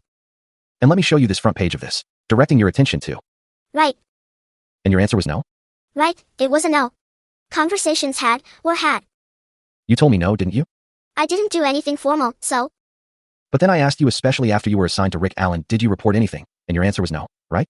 Okay, yeah. Would it help to refresh your memory? My memory was recently refreshed where I was told that, when he was coming to us, I had conversations with both of my superiors. Okay. So. Did I ask you this under oath? You did. And what did you tell me? I said no, 'cause I took it as more of like a formal report. Those were fair questions, weren't they? They were. And they were pretty clear and clean, weren't they? Sure. And that's what you told me, no? And you were under oath at the time. Affirmative response. Yes or no? Yes. Okay, and now you're saying you were wrong, right? Wrong just because I'm looking at it in a different way. Okay, if you had a chance to go back and do this over again, would you have stopped following this stuff while you were treating Mr. Allen? Probably. And you were actually sharing some of your thoughts with Mr. Allen about the stuff that the information that you were getting online, weren't you? Sometimes. And you were sharing some thoughts with him about some of the pretrial hearings, right? I don't remember. Would it help to review your statement, and refresh your recollection? May I approach, Judge? You may. Same statement from June 6th, page 40, lines 8 through 13, lines 5 through 13, I'm sorry. Yeah. I mean, it would be any. Hold on. The question is, were you communicating to Mr. Allen about things that you were following regarding this case while you were treating him? Yes. Now let's talk about Rick's mental health history, okay? You said you're. Yes. And I think you described him in one of your notes as being depressed and anxious. Does that sound accurate? Yes. And you told me you peeked at one of his intake documents from the RDC, right? Yes. RDC, to educate the jury, means Reception and Diagnostic Center, right? Yes. And again, just to kind of give them some context, basically when someone is assigned to the Indiana Department of Corrections, the first place they typically go would be the RDC down in Indianapolis, right? Right. It's kind of like an intake facility, right? It is. Typically, most people stay down there for 2 to 4 weeks or so before they're assigned to a. Objection, Judge. He's testifying in the question, rather than asking the witness. Sustained. I'm trying to educate the jury, so we don't have to. The witness can educate the jury. Let me do a better job of that. It's not your job to educate the jury, so just ask questions. Well, through the witness. Then ask her questions instead. I will. Of testifying. I will. Ma'am, do you agree that typically, when inmates are assigned to the DOC, that they're sent to RDC? Yes. Is it accurate that, when they're sent to RDC, they're assessed there and then shipped out to the various facilities? Yes. Is it accurate to say that that typically lasts about 2 to 4 weeks? Yes. And is it accurate to say, in this case, that Richard Allen's assessment and transportation to Westville was just a day or 2? Yes. So he was on an expedited basis? Yes. And when you did review the RDC assessment, right? I did. And just to clarify here, do you agree that basically, from the minute you start reviewing records, that you are conducting your own assessment of Mr. Allen or whoever the inmate situation is? That's kind of a process that goes on. I mean, it's just information and I'm gonna take it with me and see if I see the same things. Okay, you told me during one of these depositions that I took that you're always assessing when you are in the presence. Yeah. Of the offender, right? Yeah. Okay, and so the assessment process as a psychologist in the DOC is that I'm basically doing that as I'm talking to my client or patient, right? Yes. Okay, but in this case, in terms of Richard Allen's assessment, there was no testing that was part of that process, was there? No. No clinical testing? No. Which is the way that you would typically assess someone in a normal therapeutic setting. That would be a part of it, right? In certain settings. You could have done a mini mental status exam, you told me, right? Could have. But that was not done, right? Right. And in fact, you acknowledge that it's really difficult for the DOC to do any kind of objective testing and clinical testing, because you don't have the. Correct. It's accurate to say that you actually have interns occasionally that will bring sample tests up and things like that you use? Yes. And you would agree that, when he hit the doorstep of the DOC, that he was diagnosed with a major depressive disorder? Judge, I object to the form of the question. Sustained. Is it accurate that Mr. Allen was diagnosed with major depressive disorder when he hit the doorstep of the DOC? I don't know if that was in the system. Okay, it was related in. I believe that's generally what we had from his history. Okay, I understand the distinction, I think. You acknowledge that it was part of his psychiatric history? Yes. Without a doubt. Yes. Okay, but it may have not been noted in your system. Is that what you're saying? Correct. You don't recall? I recall personally adding anxiety and depression. Again, he was taking medication, so we didn't see, a major depressive episode, could have. And he had anxiety disorder? Yes. And you knew that he had routinely visited an outpatient clinic before he made it to the DOC? I had minimal information about it, but yes. And you also mentioned that you thought that he may have suffered from dependent personality syndrome. Yes. Something you noticed right away, right? Yes. And people who suffer from those kind of syndromes have a really hard time being separated. Judge, objection to the form of the question. He's testifying. Sustained. Do you agree that people who suffer from? Judge, I object. He is giving the information to the witness and just asking her to provide a yes or no answer. He's not a psychologist. This is Improper form. cross-examination, she said. Cross-examination still has to be proper. You testifying to it is not proper. Ask her the question. Did you believe he suffered from dependent personality syndrome? It was possible. And did he later demonstrate some of the characteristics consistent with that? Yes. And that is, basically, being separated from people that are important? Yes. Specifically his wife, is that accurate? Yes. And so he was, from a mental health standpoint, a pretty fragile man when he showed up at Westville. Objection to his characterization of Mr. Allen as fragile. That's something for the witness to determine. It's a leading question. It's cross-exam. It's a leading question, yeah. It's cross-examination. I understand, but you still can't continue to ask those types of improper questions. Was Mr. Allen a fragile man when he landed at the DOC? He was. From a mental health standpoint? Yes. And on top of that, he was accused of killing 2 girls, right? Yes. So that is another circumstance that you've got to take into consideration. Agreed. Now, we're not going to beat a dead horse here, but you've been to his cell, right? Yes. You've seen those circumstances? Yes. And you would agree with me that the circumstances that he was enduring in that cell in November of 2022 really remained generally unchanged for about 13 months? Generally. I mean, he never got out of that cell other than for high rec time and visits with medical staff, right? And showers? Right. Is that accurate? Accurate. I mean, he didn't end up somewhere else in the prison, right? No. And there was some discussion about the lights in those cells being on all the time. Do you recall that? I do. That can be a little bit of a burden on somebody if they don't have any. Objection, Judge. Is that a question? Do you agree? Sustained. That can be a burden on somebody from a mental health standpoint? The lights being on all the time? All the time. Yes, but I think they were able to dim them a bit. Well, you told me previously that he didn't have the ability to control them, right? I don't know. I think he didn't want to try to do it. But you told me in the deposition that he didn't. Objection, Judge. Asked and answered. She didn't answer. Overruled. Thank you. You're shaking your head yes? Sure. And he had a camera pointed on him 24 hours a day? Yes. And all the inmates in that unit, the other 55 or so in his pod, did not have cameras pointed on them, right? Right. There's no privacy in that cell. Right. And there's actually somebody in a control room that's watching him all the time, isn't there? Yes. You never specifically requested to watch any of the video in his cell. If I was in the control room and I needed to take a look, I'd look at the screen. But you don't hang out in the control room. No. That's not like a regular thing I do. All right. I mean, you gotta be doing rounds when you're there, right? There's other things to do, yes. For 13 months, you never took the time to go look at the video to just see what he had been up to maybe the day before? I did. Well, you told me when I took your deposition that you'd never done that. Do you agree that you told me that at the deposition? May have. Do you want me to refresh your recall time, or do you want me to move on? Move on. Thank you. And is it true that there's no cell in that facility more secure than the one Rick Allen was in, the whole facility? Correct. And is it true that there's no place more restrictive at that facility than the place where Rick Allen was held? Correct. There are other housing options in that prison, are there not? Yes. And one of those would be in the infirmary, right? That would be a central office decision. But that would be an option in terms of housing, wouldn't it? I don't know. Well, you told me that there are larger rooms in there, didn't you? There are. And you thought, we even talked about distance, you thought maybe 15 by 20 feet is what we discussed. Yeah. And there's a bathroom in there that was down the hall. Yes. And open. And again. I'm sorry. The issue with that was his level and for him being a level 2, so they wouldn't mingle him with the others. Other people with mental health problems? The infirmary is generally not mental health, it's more medical, but Okay. they wouldn't let him out. They wouldn't let him out of that cell, would they? No matter what you did for him, they wouldn't let him out of that cell, would they? I'm just saying they wouldn't let him out to mingle with others. Now, when inmates are classified, they're given a mental health code. Isn't that accurate? Yes. And in this case, Rick Allen received the mental health code of AD. Is that right? That's right. Is it accurate that there's 5 mental health codes? I'm trying to remember. There are 5. There's A, B, C, D, or A, B, C, D, and F? Yeah. A, B, C, D, E, and F. Affirmative response. So there's 6? 6. Okay. And in terms of a continuum, is it fair to say that kind of the least severe are the AS and the most severe are the ES or the FS, right? Yes. It's actually the ES, I think, isn't it? That are most severe.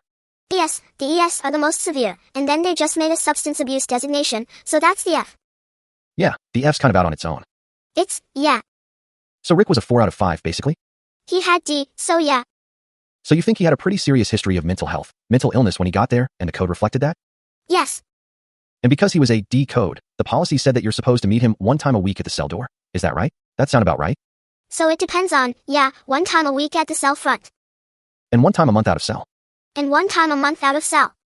Okay, that reminds me. Earlier, you talked, or Ms. Diener had asked you about these suicide monitoring sheets, and she specifically mentioned the designation here, suicide observation, as being a daily visit. It is. Do you remember that? That's a clunky question. Do you remember that? Yeah. Yeah, all suicide watches are daily. You don't go a day without seeing them. Right. But the daily visit means that there's somebody from the mental health team that has contact on a daily basis. Affirmative response. Yes or no? Yes. Not that you have contact on a daily basis? It was me for a very long time. Yeah, for a few weeks there, it was you, right? Yes. Okay, but not to be misled by that. It's not always you. We did open it up to others, yeah. And that would often mean, and most of the times mean, that somebody would come by his cell and talk to him through a door. Yes. It's kind of a casual encounter. You walk up to the cell, talk through the crack in the door, right? Yes. How you doing today, Mr. Allen? Yes. That's what a daily visit really is. Cell front, yeah. Okay. Would counsel approach? Sidebar conference conducted. I just wanted to kind of see, are we at a natural stopping point? Sure. Is this okay? I didn't want to interrupt the chain of thought. I appreciate that. I'm fine. We'll break, then. No problem. Okay. All right. Sidebar conference concluded. Ladies and gentlemen, we're gonna go ahead and take our lunch break. While you're outside the courtroom, please keep your minds open. Please don't form any opinions or conclusions about anything. You may discuss the evidence that you've heard so far, but please, only do that if all 15 of. All rise. Jury out at 12:20 p.m. Doctor, you may step down from the stand. All right. Anything we need to talk about out of the presence of the jury? No. We're good. All right. Be back at 1:30. Off record at 12:21 p.m. On record at 1:32 p.m. All right. Ms. Diener, are you ready to continue? Yes. And Mr. Razi, are you ready to continue your cross? Yes, Your Honor. All rise. Jury in at 1:34 p.m. Thank you. You may be seated. Thank you, gentlemen. Give you a minute to get all settled in, get your notebooks out, and everything ready to go. All right. Mr. Razi, you may proceed. Thank you, Judge. Dr. Walla, I just want to revisit one of the references that was made earlier that may not have been clear. The word discovery came up. Do you remember that? Yes. Discussion earlier today? Yes. Is it accurate that Richard Allen received his discovery while he was at Westville? I think so. Okay, you were kind of alluding to a bunch of documents he had on the floor, things of that nature. I think in early April, maybe last March. Is that generally the time frame? Yes. And there were some references in some of the log sheets and in some of your reports about him maybe having seen his discovery. Yes.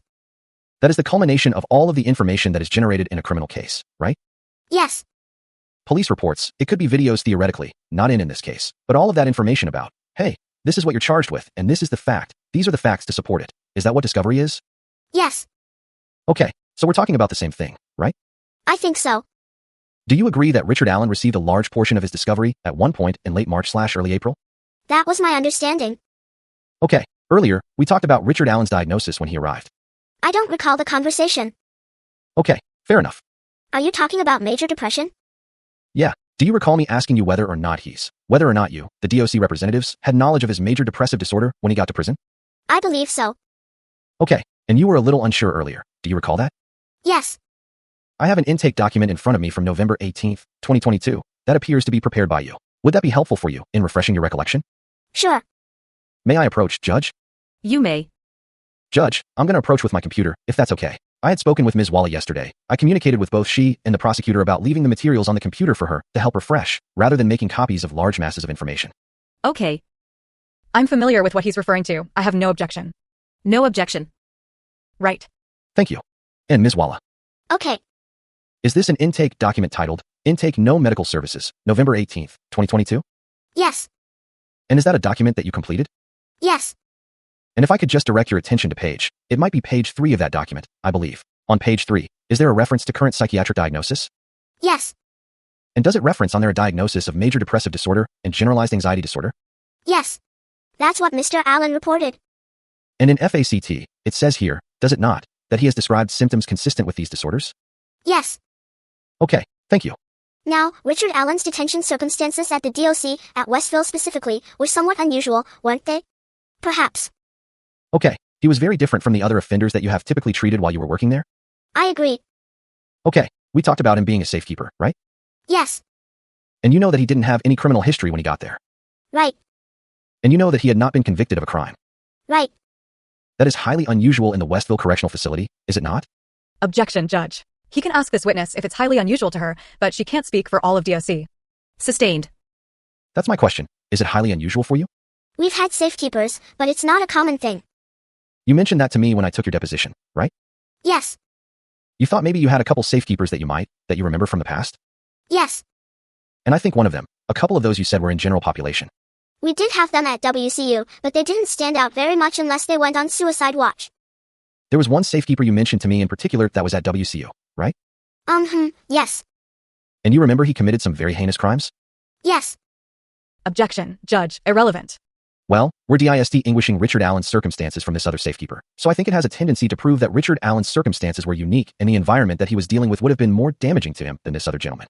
Sustained. One other time, right? Yes. So when Richard Allen showed up at Westville, well, strike that. There's an orientation process that occurs for offenders, right? Yes. And basically, is it accurate that that process teaches offenders about the politics of prison? I don't know if. Objection, Judge. May I ask a preliminary question? You may. Dr. Walla, have you ever attended the education that a person gets at RDC? No. Then, can you speak to the particulars of what's provided? No. I would object to the question. Sustained. You're aware that there is a program though, right? Yes.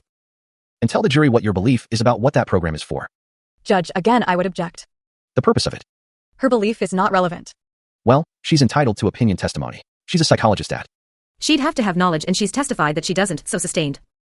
Did Rick Allen get orientation training? No. There are a lot of rules in prison, aren't there? Yes. Rules about showers? Yes. Rules about tablets? Yes.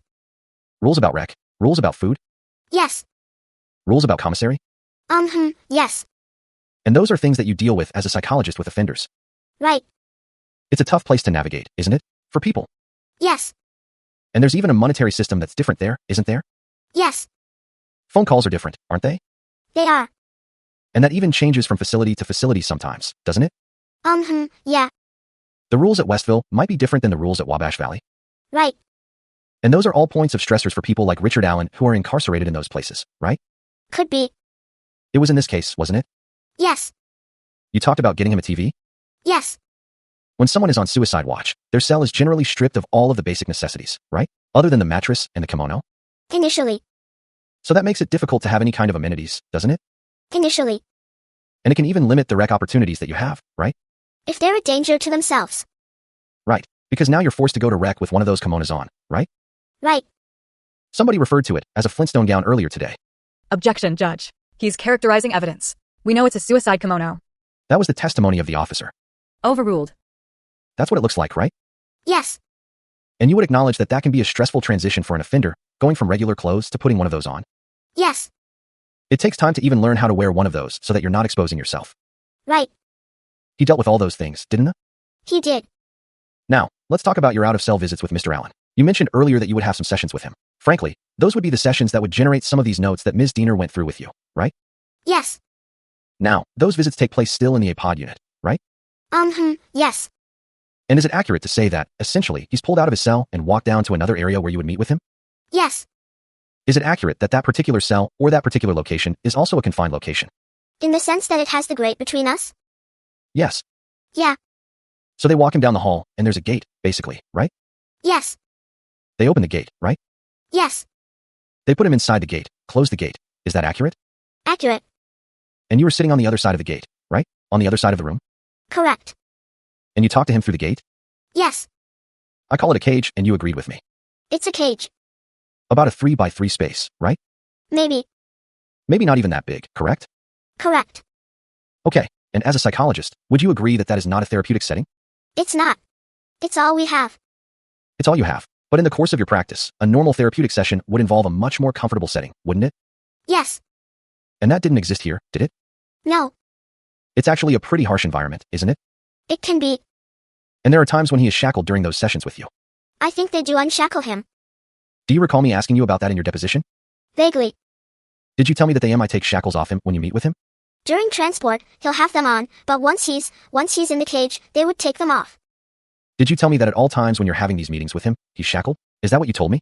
I don't think I said that. Would it help to look at your statement to refresh your memory? Sure. Judge, may I approach? You may. Direct your attention to page 83, lines 12 through 14. Oh, That's what it says, right? it does say that. Waist shackles, correct? I just don't remember it that way. I don't know why I would say yes. Box cuffs? Those things are all true when he's transported, but once he enters the cage, then a little hole opens and he can put his hands out and they can take it all off. Okay. You remember seeing some video of Rick being transported to some of his court hearings? No. Did you tell me he did that in a full jumpsuit with shackles? I mean, I'm assuming that's how he was transported, but I've never witnessed it. Have you ever seen them transport anyone out of that facility? No. You were aware that he's coming to court, right? Yes. And you've seen on TV the number of people that are transporting him from the DOC? Yes. Big team of officers, right? Yes. Several officers? Yes. Fully clothed and Objection, Judge. This is outside of direct and not relevant. I think it's relevant for the environment that he's. The transport's outside of direct. His detention circumstances. I'm sorry. Sustained. The transport is outside of the direct. Sustained.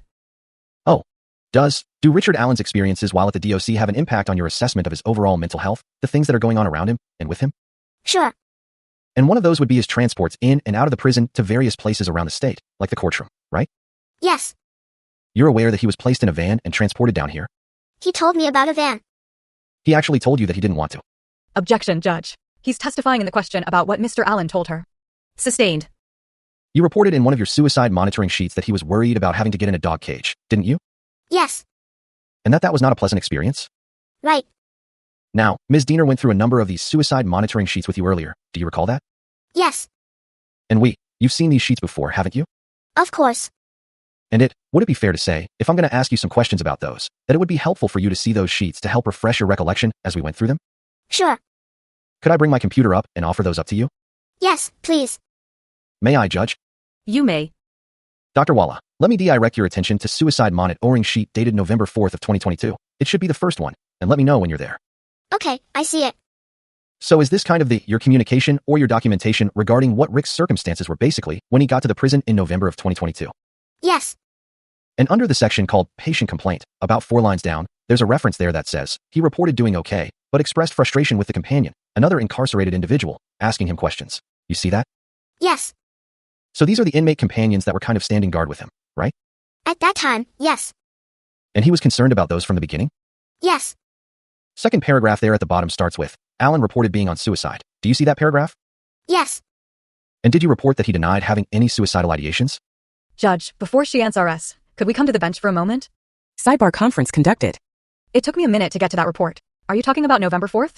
I don't remember what the date on it is. That's what he said. Okay. That's what you said. I just want to draw attention to the fact that But she'd have access to all records. we had an agreement that you would not have a record admitted unless the person was here to testify. I'm not admitting it. I'm using it to refresh. She's testifying from it. She's testifying. I'm not going to admit it. But it's not her report. It's part of the medical file. It was not her report. Right. And you asked her as if she prepared it. Did he tell you? I don't think I asked her if she. Oh no, you did. You said, did you? You said, did he tell you? Oh, I'm sorry. Yeah. Like it was her report. Yeah, I did mix up. Inaudible. I know. If you're saying did she have access to Dr. Primo's report and did she review it? That's different. Then that's different. Okay, I appreciate that. Sidebar conference concluded. May I continue? Clean it up. Thank you. Is this report, actually, this report says, completed by Monica H. Walla, PhD on the top, does it not? November 4th, 2022, 6:28 p.m.? Yes. Just making sure, cause there's one. Sure. You want to go look at it? There's one by the other doctor as well. Want to make sure we got the right doctor? Yeah, my apologies. May I continue, Your Honor? You may. Did he report to you that he was not having suicidal ideations? He did. And turning the page, top of page 2, did he report to you that he was struggling with worries about what others thought of him? Yes. Kind of gets back to the dependent personality syndrome. Is that accurate? Sure, yeah. And under additional clinical observations, do you see that section? Yes. About 3 lines down on the right, did you report that he complained about having to spend time adjusting to his safety kimono? He did. Directing your attention to the report dated November 7th, 2022, do you see that report titled Suicide Monitor and Evaluation of Suicide Risk? It should be the next report in your packet. November 7th, 2022. Okay. Do you see that? Yes. I don't see an author on here. It is. Oh, yeah. I do, actually generated by you on the bottom of page 2, correct? Yes. Let me direct your attention to page 1, down under historical risk factors. Do you see that history of physical or sexual abuse? I see it. It says he has none, right? That's what he reported. But that's what the document says, right? Well, did he report that to you? Asked and answered, Judge. No, he didn't report that. Overruled. I'm sorry, Judge, I couldn't hear you. Overruled. He did not report, that's what you said? Right. There were other times though when he talked about him being sexually abused that you reported in some of your suicide monitor reports? I don't think so. Okay, and then, just below that, there's a list of his history of mental illness, is that right? Yes. And it references not only did he suffer from major depressive disorder, but he also was hospitalized, institutionalized in 2019. Yes. Directing your attention to November 7th, 2022, Suicide Monitoring Report. Is that your report? Yes. Okay, and specifically under Patient Complaint, November 7th, 2022, do you see that section? I do. 2 lines down. Did he report to you that he was hearing things that he was not used to hearing? Yes. Was he referring to Denwaz's and the things that the other inmates are saying to him at the facility? That's how I understood it. Okay, second page, directing your attention to the second paragraph there. First full paragraph. You see that? Yes. About halfway down, is it accurate to say that he was already stressed about what would happen to him when he got out of prison and how he would live the rest of his life? Yes. Because of these allegations? Yes. Directing your attention to November 9th, 2022, Suicide Monitor Report. Let me know when you're there, please. I'm there. Under Patient Complaint, the bottom paragraph on that first page, do you see that? It says, the writer corrected. Are you talking about November 8th or November 9th? November 9th, ma'am. So we're skipping. I see it. The bottom of that page was Mr. Allen. Did Mr. Allen complain to you again about the things that people were saying to him at the prison? Yes. Tell the jury what kind of things he was complaining about. So custody staff have confirmed other incarcerated individuals taunting him, shouting, "Baby killer, we're going to kill you." And was that a consistent theme throughout his stay at Westville Correctional Facility? I think so. Okay, directing your attention to November 10th, 2022, Suicide. Yes. Is that your document? Did you generate that? Yes. Under Patient Complaint, about halfway down, did Mr. Allen communicate to you that he thought that this was a psychological game meant to tear him down? Yes. Directing your attention to November 21st, 2022, Suicide Monitoring Sheet. November 21st, 2022. 21st?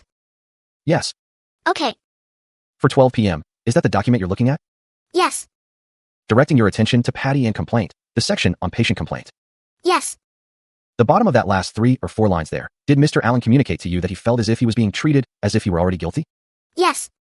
Did Mr. Allen communicate to you that he didn't do this and that he told the investigators that? Yes. Did Mr. Allen communicate to you that he would never be okay with being? Yes. Directing your attention to November 22nd, 2022, at 4:10 p.m., Suicide Monitoring Sheet. Okay. Under Patient Complaint, 3rd line down, did he describe to you that his trip back to Delphi was strange and scary? Yes. And that he was sitting in a box? Yes. Is that what we were talking about earlier with regard to the cage that he was transported in? Yes. Did Mr. Allen communicate to you that it was good to know that the evidence essentially didn't point to him? Yes. Directing your attention to November 25th, 2022, is that your suicide monitoring sheet? Okay. Is that yours? Yes. The very bottom of that sheet, the very last line that says, he consistently presents as extremely selfless when it comes to his wife and doing his best to ensure all of her needs are met. Is that a theme that you experienced with Mr. Allen throughout his stay? Yes. Directing your attention to December 6th, 2022, suicide monitoring sheet. Are you there? Yes. 3:57 p.m. Yes. Directing your attention to Patient Compliant, about halfway down that paragraph. Did he report to you that he was an innocent man, but he felt like he had already been convicted? Yes. Judge, may I object? A sidebar. Yes. For a moment? Sidebar conference conducted. Judge, we can present the defendant's statement because he's a party opponent, but the defense cannot do that because it would be hearsay, and he is not a party opponent to their position, and so we wanted to check. A sidebar about that, if you want to do that in front of the jury and bring that issue in. I don't know why. Well, statements against interest are. But the statement you're talking about suggests He's not a party opponent. Well, if it's a statement against interest, it's not hearsay. it is when you present it, it is not when the state. It's a statement against interest by a party opponent, not just a statement against interest. Right, but it's the exception to the hearsay rule. It doesn't matter who's presenting it. It's not hearsay because of that reason. It's hearsay when it comes from the defense. It's not hearsay when it's presented by the state. All right, so. So the objection is hearsay. Yes. So I would request to have her response stricken from the record if she did answer. Or shall we just go forward from here and not draw attention? Well, she can still testify about what she reported. She can't report what he told her if it is a statement from him declaring innocence, because you're putting it on for the truth of the matter asserted. It is, therefore, hearsay and he is not. No. Your party opponent. Well, in this particular case, I'm putting this in to prove that he's proclaiming his innocence, Which is his. That's his statement. which is an issue in dispute. I understand that, but it's still hearsay. I think it's the exception. I understand we're having a fundamental argument about hearsay rule, but I think if it's an exception, we can still put it in because it doesn't fall under the rule. How is it an exception? That it is a statement against interest. But again, you're conflating it to you. A statement against interest can be presented by the party opponent, which is the state of Indiana, not you. Okay. So however you want to do it. Now, if you want to just move on to the next Yeah. thing so that we're not drawing attention Move on. to it. So I'll sustain your objection to hearsay. I'll stick with the stuff she's reporting, understanding that she can't report direct quotes from him. If it's his statement that he's innocent, you're asserting it for the No. truth of the matter asserted, and it would be hearsay because he is not. I'm saying that I'm going to move on. Okay, great. And I'm going to talk to her about the things that she... Her objections are fine. Yeah, that's all I'm saying. Nothing he says. Sidebar conference concluded. I'll sustain your objection. Thank you. May I continue, Your Honor? You may. Directing your attention to Restricted Housing Documentation Report December 29th, 2022. Okay. Was Mr. Allen reporting to you other frustrations that were ongoing in his cell at that time? Yes. Tell the jury what those were. He was unable to get a regular toothbrush on commissary. He was told he could not have his in-person visits with his wife. He was sleeping on the floor, not having a TV or desk, being unable to charge his tablet in his cell, feeling he is being treated worse than those who have been convicted of their crimes. Directing your attention to Restricted Housing Documentation, January 17th, 2023. It's the next document. January 17th? Yes, ma'am. Okay. You with me? Yes. All right. Is this another document that was prepared by you? Yes. And was Mr. Allen complaining about the conditions in his cell to you? Yes or no? Yes. Please tell the jury what his complaint was. Judge, again, the objection was that the defendant's statements cannot be introduced by the defense for the truth of the matter asserted. I would ask that he rephrase the questions. This is hearsay. Sustained. What complaints did you receive? He had not received a letter from his wife, he was missing clothing, he was experiencing severe heartburn, and... I'm sorry, could we have a sidebar, please? Sidebar conference conducted. This is hearsay. I mean, that was the objection, and I have sustained it. I'm not asking him what he specifically told her. I'm asking her what the complaints are. Which she's quoting him. She's saying what he said. I can lead her if. Well, you've already been leading her. What he said. Okay. His comments to her, hearsay. Okay. All right. Sidebar conference concluded. May I continue? Yes. Were there concerns about ant, rodents, things like that? Yes. In his cell? Yes or no? Yes. Are those concerns that you get at the prison from other offenders as a psychologist who treats offenders there? Yes. They're tearing this prison down, are they not? Objection, Judge. This is outside the knowledge of this witness. Overruled. May I ask? Overruled if she knows. Thank you. Have you looked next door to Westville to see what's going on? They build a new prison next door? There is. 1 second. I'm going to try to look through these. Directing your attention. April 4th? 2023, 11:15 a.m. Yes. Page 2, please, at the top. Okay. Did you observe clinical risk factors associated with Mr. Allen on April 4th, 2023? Top paragraph. Page 2. Yes. Under April 5th? April 4th, 4th. 2023, at 11:15. I don't think I have it. May I approach? Yes. You may. Showing you what's the suicide monitoring sheet dated April 4th, 2023, at 11:15. Yeah, right here. This one? Okay. Second page, at the top. Okay. Did you observe some clinical risk factors with regard to Mr. Allen at that? Yes. Tell the jury what those were. Recent suicidal or self-injurious ideation, fatalistic delusions or fantasies, belief that death would bring relief, treatment non-compliance, suicide notes or giving belongings away, hopelessness and or helplessness, feelings of worthlessness, current insomnia with poor appetite, shame or threat to self, esteem or guilt, intense turmoil, agitation, anxiety, anguish or despair, and elevated anger or hostility or alienation. Anything else that you might have missed that you observed that day? I don't think so. Directing your attention to April 13th, 2023, Suicide Monitoring Report. This is about 3 reports ahead now. What was the date? April 13th, 2023, 3:50 p.m. Okay. Are you there? Yes. Second page, please, under patient complaint. Yes.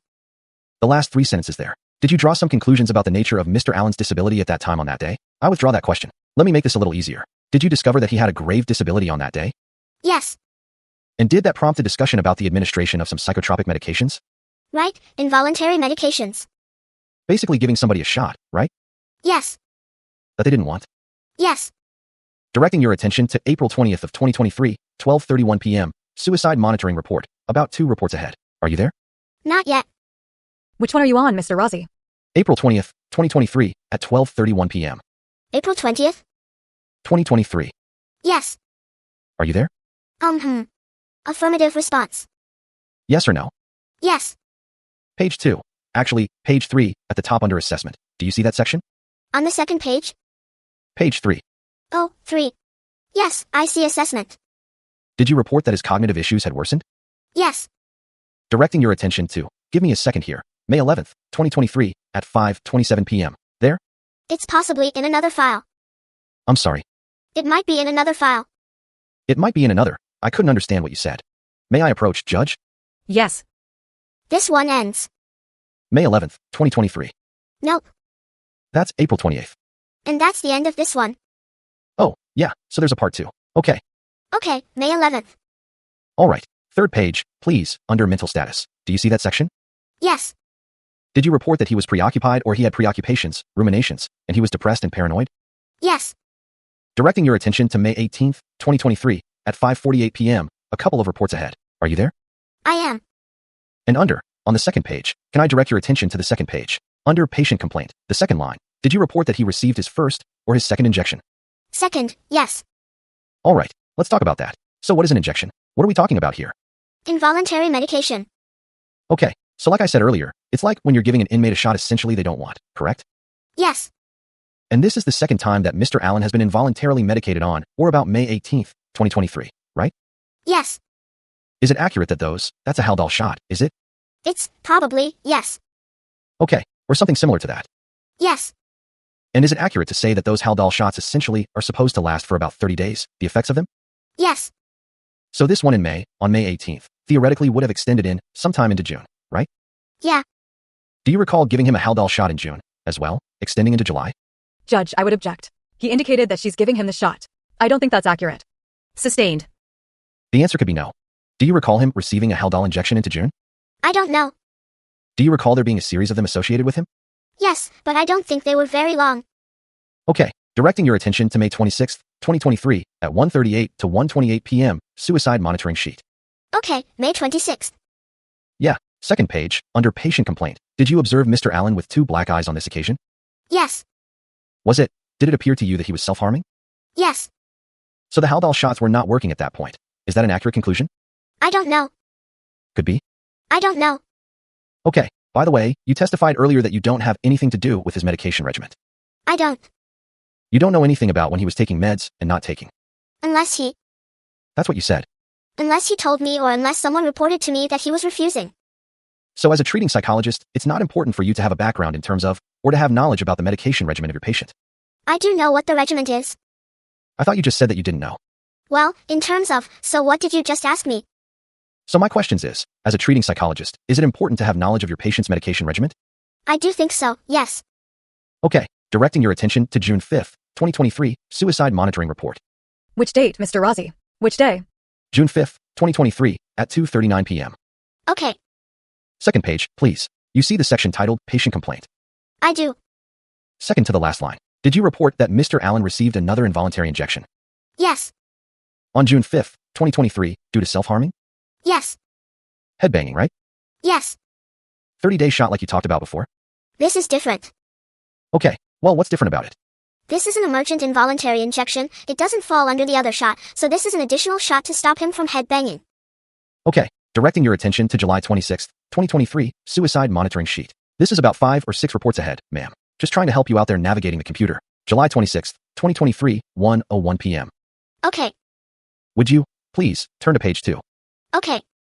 Under patient complaint, about 5 lines down, did you observe some physical characteristics that Mr. Allen was exhibiting that caught your attention? The bulging eyes? Yeah, did you observe those? Yes. And did you believe that it was noteworthy that his eyes were bulging out of his head? I reported it.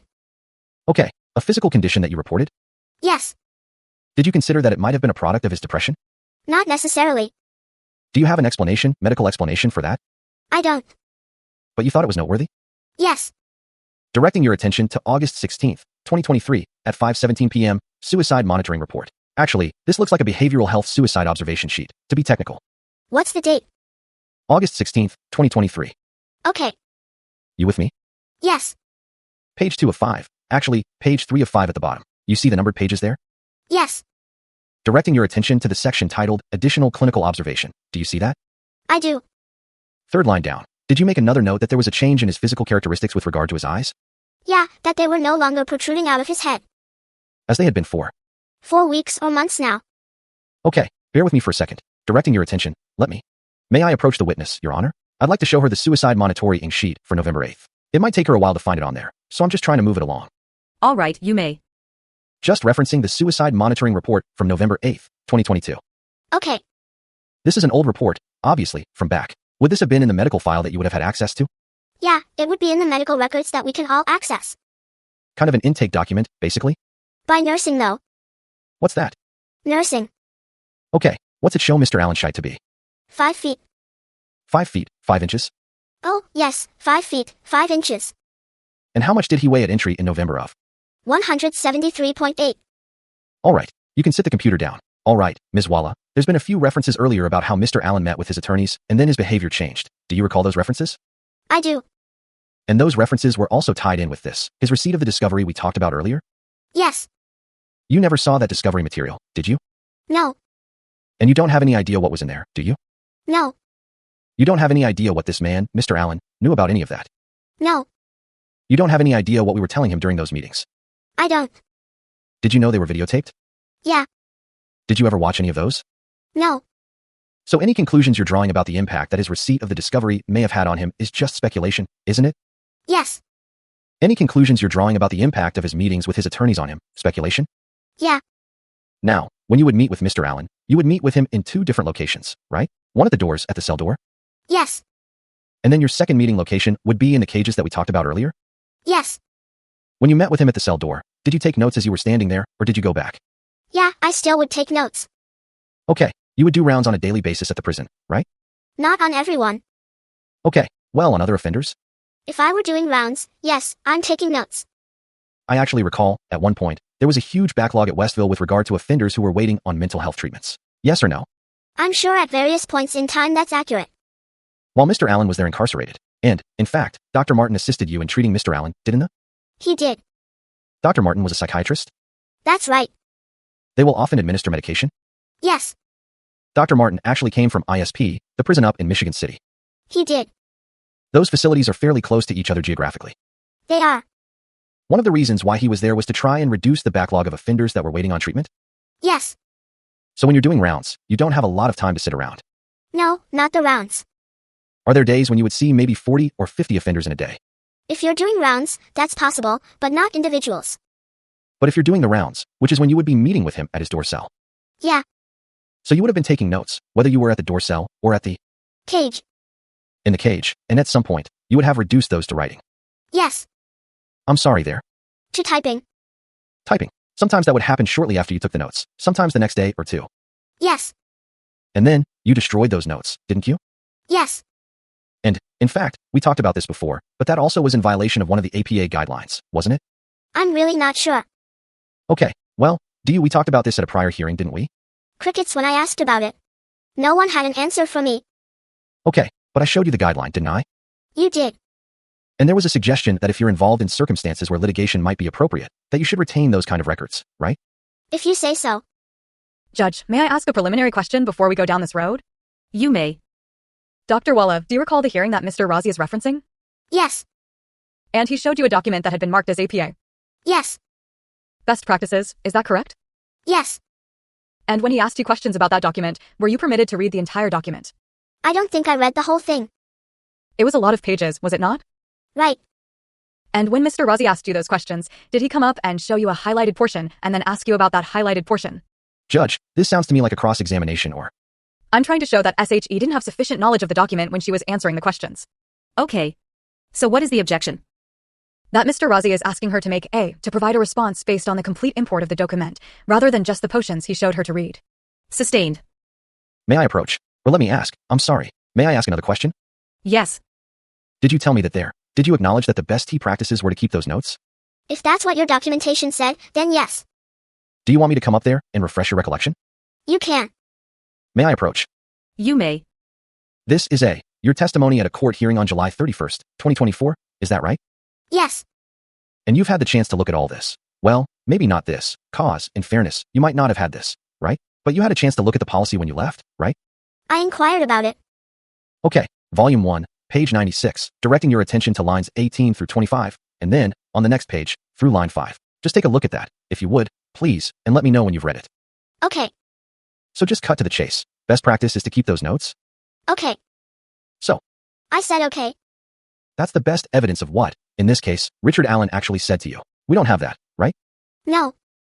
Now, someone who suffers from major depressive disorder, is it accurate to say that someone who suffers from major depressive disorder can kind of move in and out of those stages of depression? Yes. I think when I talked to you before, I used the phrase waxing and waning, right? That works. It's one of those things where you can kind of keep a baseline, and then, all of a sudden, you can hit a trough quickly, right? Yes. These things can happen when external factors are experienced by the patient. Yes. Could be a phone call, right? To a loved one. Could be any kind of triggers. Something an inmate says to you next door. Yes or no? Yes. Fighting with ants over your foods? Sure. Now, we've talked about the phrase serious mental illness in the past, haven't we? We did. Do you agree that there is a formal definition for serious mental illness within the DOC policies? Yes. And do you agree that Mr. Allen fit that definition? Yes. And that's because of his major depressive disorder? Not necessarily because of the MDD, we don't classify that one as an automatic inclusion criteria, but because he has that, in conjunction with the functional impairment, I would have said SMI. Okay, so we agree that he fits the definition, right? Yes. There is also an understanding within the DOC, it's this part of your policy, that you're not supposed to detain somebody with SMI for longer than 30 days in solitary confinement. Is that an accurate statement? That is accurate. And is it accurate to say that that policy exists because there is a recognition in your industry that long-term solitary confinement can be? Correct. And it's actually pretty rare to keep people in solitary confinement. Objection, Judge. That's not relevant to Mr. Allen. Sustained. Rick Allen was confined in Westville Correctional Facility in solitary confinement for 13 months, wasn't it? Yes. It's reasonable to believe that that could have impacted his mental health, isn't it? Sure. Negatively. Yes. You would never use solitary confinement as a treating psychologist to treat somebody's mental health issues, would you? No. But that's the way Rick Allen got treated, isn't it? Objection, Judge. That's not part of his treatment plan. Overruled. It's the way Rick Allen got treated, didn't it? Yes. He had a diagnosis when he was at the DOC of psychotic processes during the months of March, April, May, and June, didn't it? April, May, June. I believe it started in April. Did you tell me that he had an abrupt onset of psychosis and abnormal behavior, a psychotic process occurring during the months of March, April, May, June? Tell me that at the hearing on July 31st, 2024? If it happened in March, it would have been late March. Would it help me to refresh your recollection? No. You believe what I'm saying? I believe you. Okay, now 1 second, please. You testified earlier, Ms. Diener asked you several questions about Mr. Allen's feigning or faking behaviors. Do you recall that line of questioning? I do.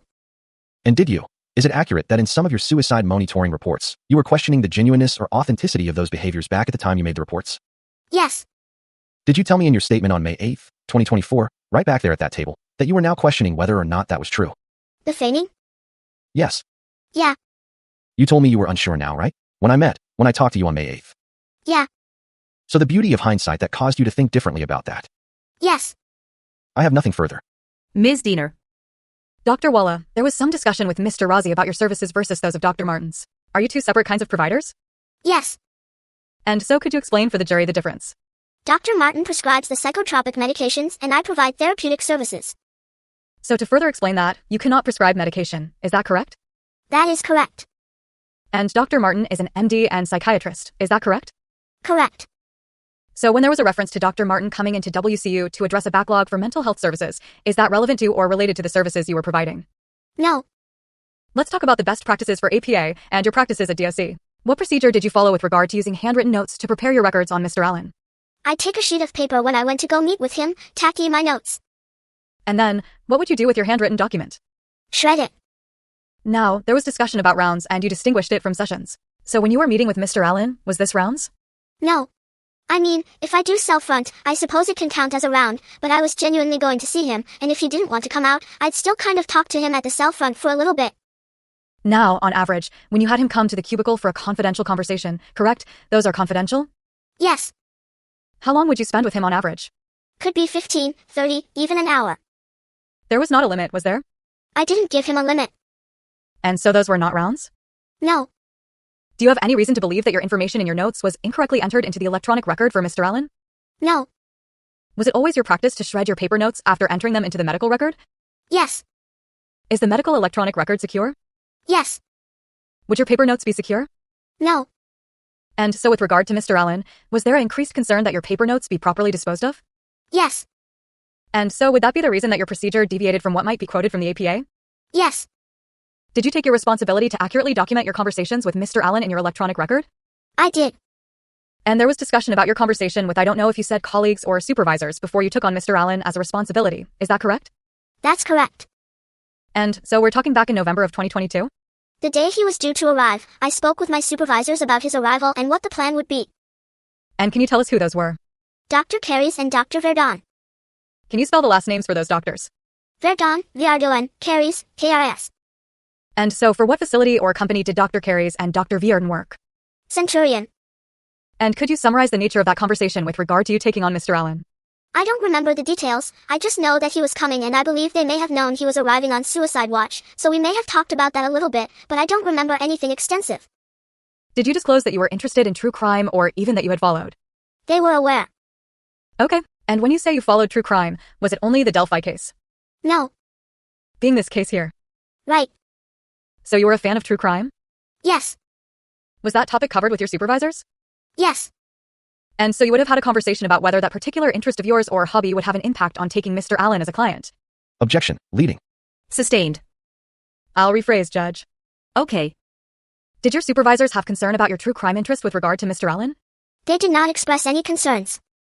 Did you make them aware that you followed the case? Yes. Were you able to separate your interest in true crime podcasts from our treatment in a professional capacity? Yes. For Mr. Allen? Yes, and I think that's hard for a lot of people to understand, but we deal with individuals who have already committed these crimes and have been convicted of these crimes, and it doesn't dictate our treatment of them. And did you handle that any differently with the situation of Mr. Allen being a pretrial detainee? I treated him as best as I could. But I mean, with regard to confidentiality. Oh, of course. And, okay, you were asked if you shared information from online with Mr. Allen from podcasts. Why would you do that? I believe I told him that he had supporters out there to kind of, have him maintain hope. Okay, you were asked about certain stressors that could be impacting Mr. Allen's behavior, like ants in a cell or yelling from other inmates. Are those the kinds of things that were going on during the entire time Mr. Allen was housed at WCU?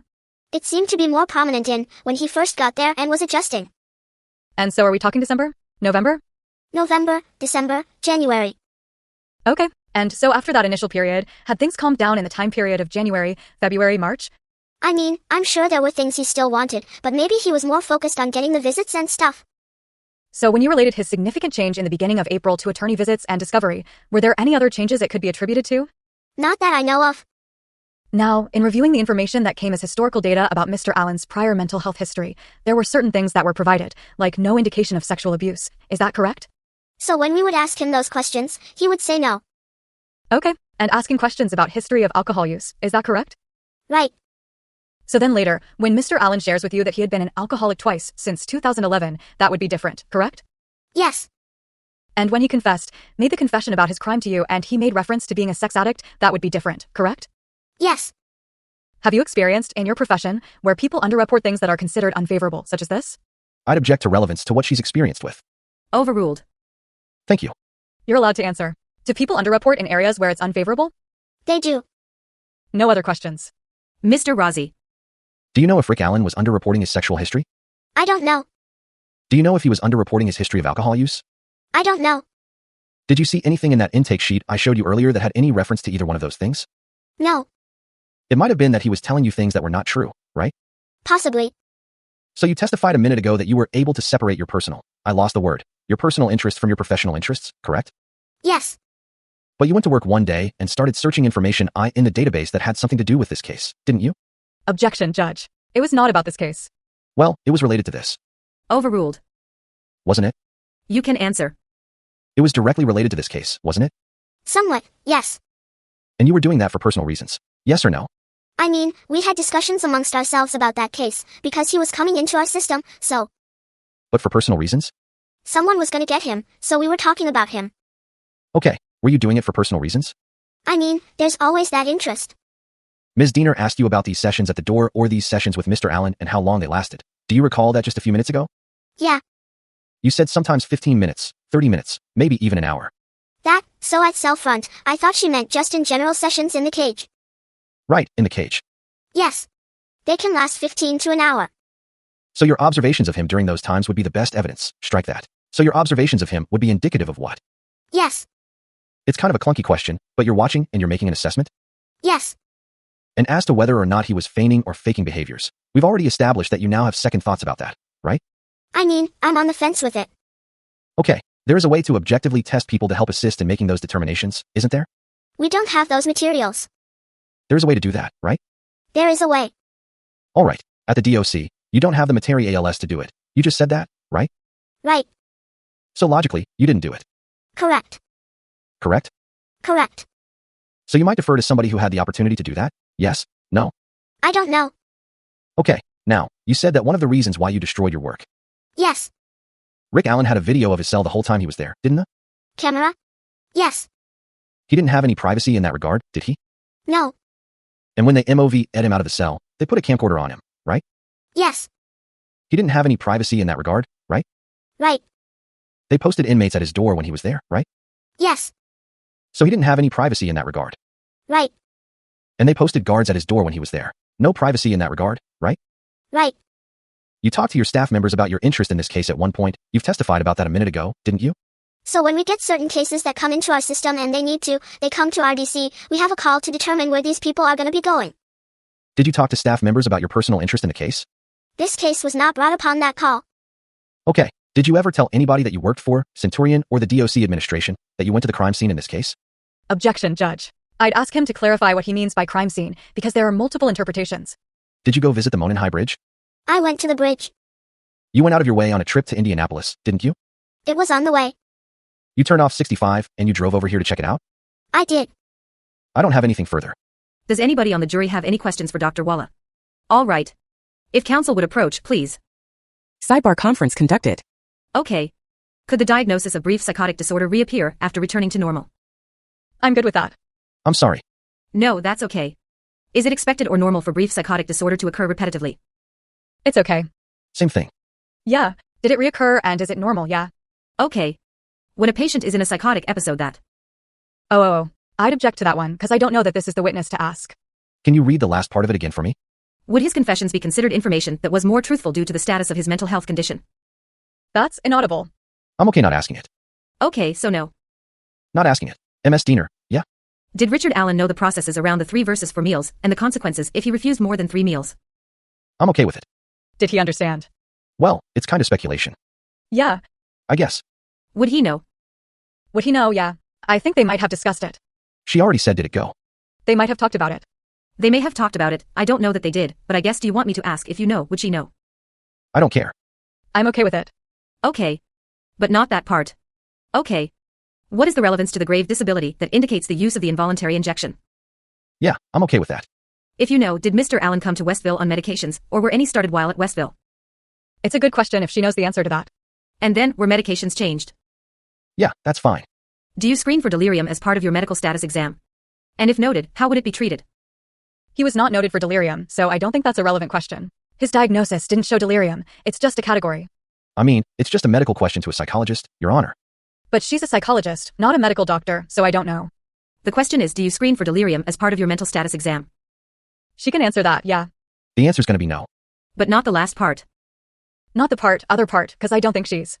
When diagnosing brief psychotic behavior disorders, what brings a natural progression in an incarcerated individual continue to the next diagnosis? I don't know what that means. I don't know what that means. So no. So no. Well, and it kind of. Maybe it's inaudible. I think it's kind of the pretrial stuff. Yeah. When was Mr. Allen diagnosed with anxiety and depression? Yeah, that's fine. If you know, right? Well, she can just ask that question. If she knows, she knows. Okay. I think she's already kind of testified about it. Inaudible. Well, I think they're wanting the inaudible now. Well, they did call the doctor, because I can tell you it's. Okay. But, I mean, I think just ask it. Would he have been diagnosed with those in 2019, for the evaluation of suicide risk in Exhibit 303? So just ask that one. That first part. Does the DOC require the complete medical records for the inmates, or are records through self-reporting? That's okay. He signed the release, so. So okay. Yeah. I mean, I know the answer to this, but I think the question's relevant. Okay. Okay. Discussing with Mr. Allen, what have you read on social media about it? Oh, I don't think we can go there. Oh, Jesus. No. She might start talking about Keegan Klein. Oh. She wouldn't know. Well, she'd know, because that's what she. But she doesn't know what the... Well, and that's just, who cares about social media? All those people over there on the other side. Exactly. Those are the people that care. Yeah. Did you not think that his behavior would change in hearing what people were saying? I don't know what. Inaudible. Yeah. What would you consider? Would you consider that professional? Well, if we're not asking those, it doesn't make sense to ask that. Yeah. Yeah. Okay. Just tell them the state didn't want to ask that question. Okay. And then, are we taking a break after this? Where are we at?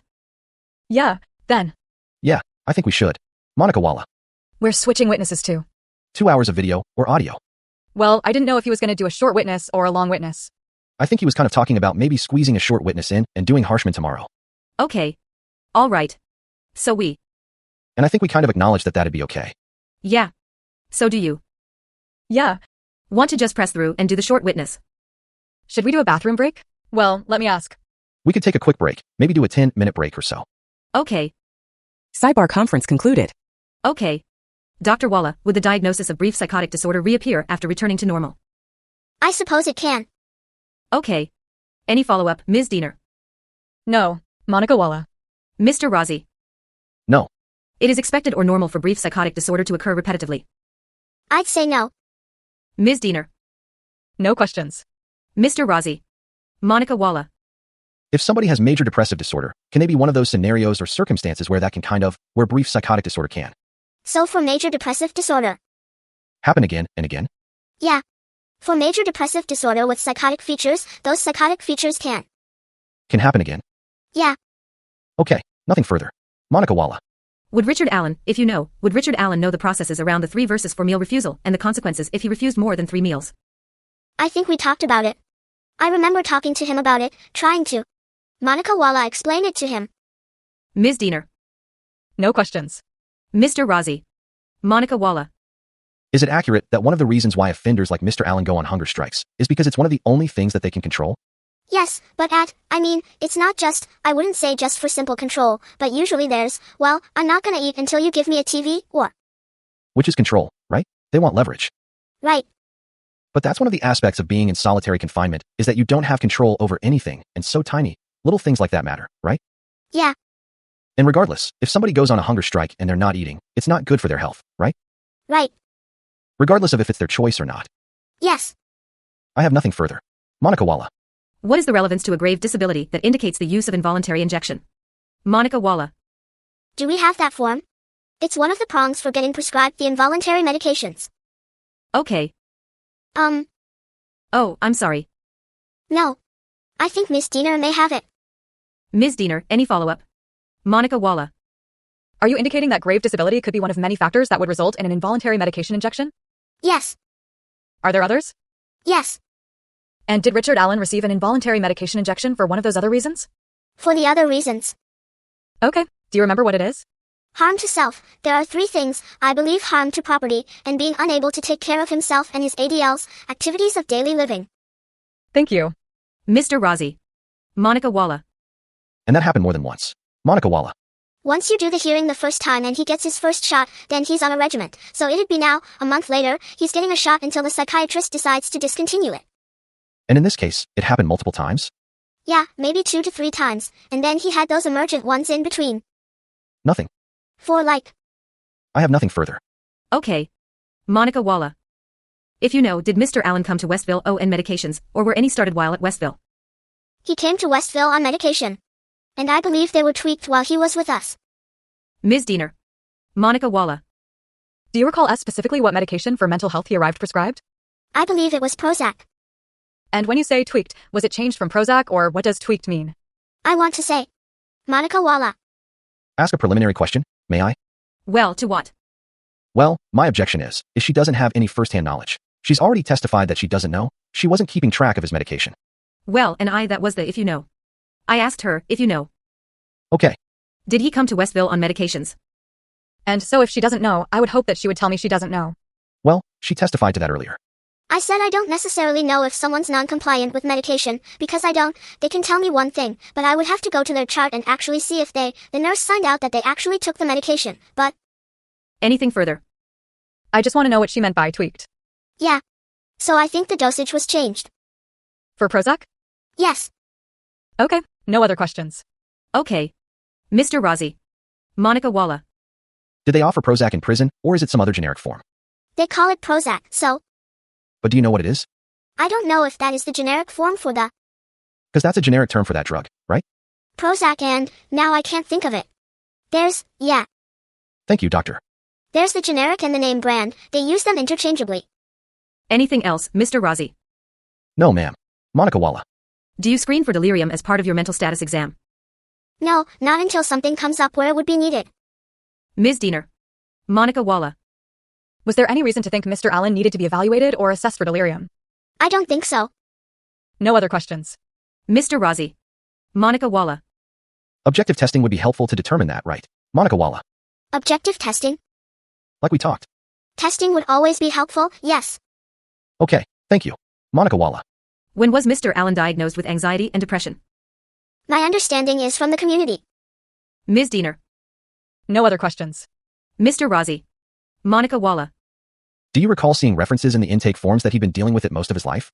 Yes. Nothing further. Monica Walla. Okay. And does the DOC require complete medical records for inmates, or are records from self-reporting? So records from the outside community? Yes. We often don't have them. A lot of it is based on self-report. Ms. Diener. Monica Walla. No question. Mr. Razi. Monica Walla. Rick Allen signed a release, allowing you to get all of his medical records in this case? I believe he did sign that with me. His psychiatric records. I'm sorry, I didn't want to be throwing those. For psych? Yeah. No. He signed for medical records, so I did notice that there were some medical records from the community in his chart. Nothing further. All right. Thank you, Dr. Walla. You may step down. All right, ladies and gentlemen, we're gonna take a quick afternoon break. Again, while you're outside the courtroom, please keep your minds open. Please don't form any opinions or conclusions about anything. You may discuss the evidence that you've heard so far, but please, only do that if all 15 of you are present in the jury room at the same time, and please, don't deliberate. Gentlemen. All rise. Jury out at 3:10 p.m. All right. Let's take 15 minutes. Off record at 3:12 p.m. On record at 3:29 p.m. All right. We are back on the record. Are we ready? Monica Walla to bring. I understand we have a couple of short witnesses, and then the following witness is gonna be lengthy, and we'll take that one up tomorrow. Yes, Your Honor. Your Honor, can we approach before the jury returns? Sure. Sidebar conference conducted. Your Honor, the state is producing photographs that came from Mr. Allen's family and Mr. Allen. Affirmative response. I think that without a date relating to these photographs, that there is a relevance objection. If there is a photograph they're trying to put in, I really think that it's relevant, and so we think there should be a date associated with these. Judge, this witness will be able to testify to the date that Mr. Cecil, inaudible. Okay. I doubt this witness will be able to testify to the dates. Doesn't know the dates or they're not on the photographs. Both. Okay. So. I think they could be misleading if they're not all from the February 2017 timeframe. Cecil has that information. Monica Walla. Well, it's in the photographs metadata, the metadata from those. Okay. Okay, folks, we're on the record. My hope is to avoid recalling him again, just to get that information in. What if we do this? What if you give it half, inaudible, which ones are from that timeframe? Then I think we can deal with it that way. I honestly don't know that the inaudible. Okay. Inaudible. Okay. So are we good with dates then? Before they're admitted? Well, if I get the dates, I guess she would still have her objection to relevance, but we'd have to call the witness to admit them as an exhibit with the phone extraction. Okay. Is that fair? Yeah. So we might get around that. The state, inaudible, the dates. Yeah. So are you gonna? I won't move to admit them today. Okay. Monica Walla. Okay. You'll get the dates and then move to admit them later. I'll get the dates and... Okay. Then tomorrow, what I may do is, first thing in the morning, get those and admit those. Okay. Yeah. It's not. I will recall Christopher Cecil. Okay. All right. Sidebar conference concluded. Okay. All right. Are we ready now then to bring in the jury? Yes, Your Honor.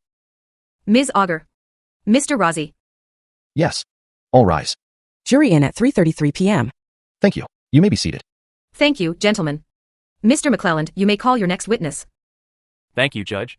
The state of Indiana would call Steve Mullen, please. Witness sworn. Would you state your name, please?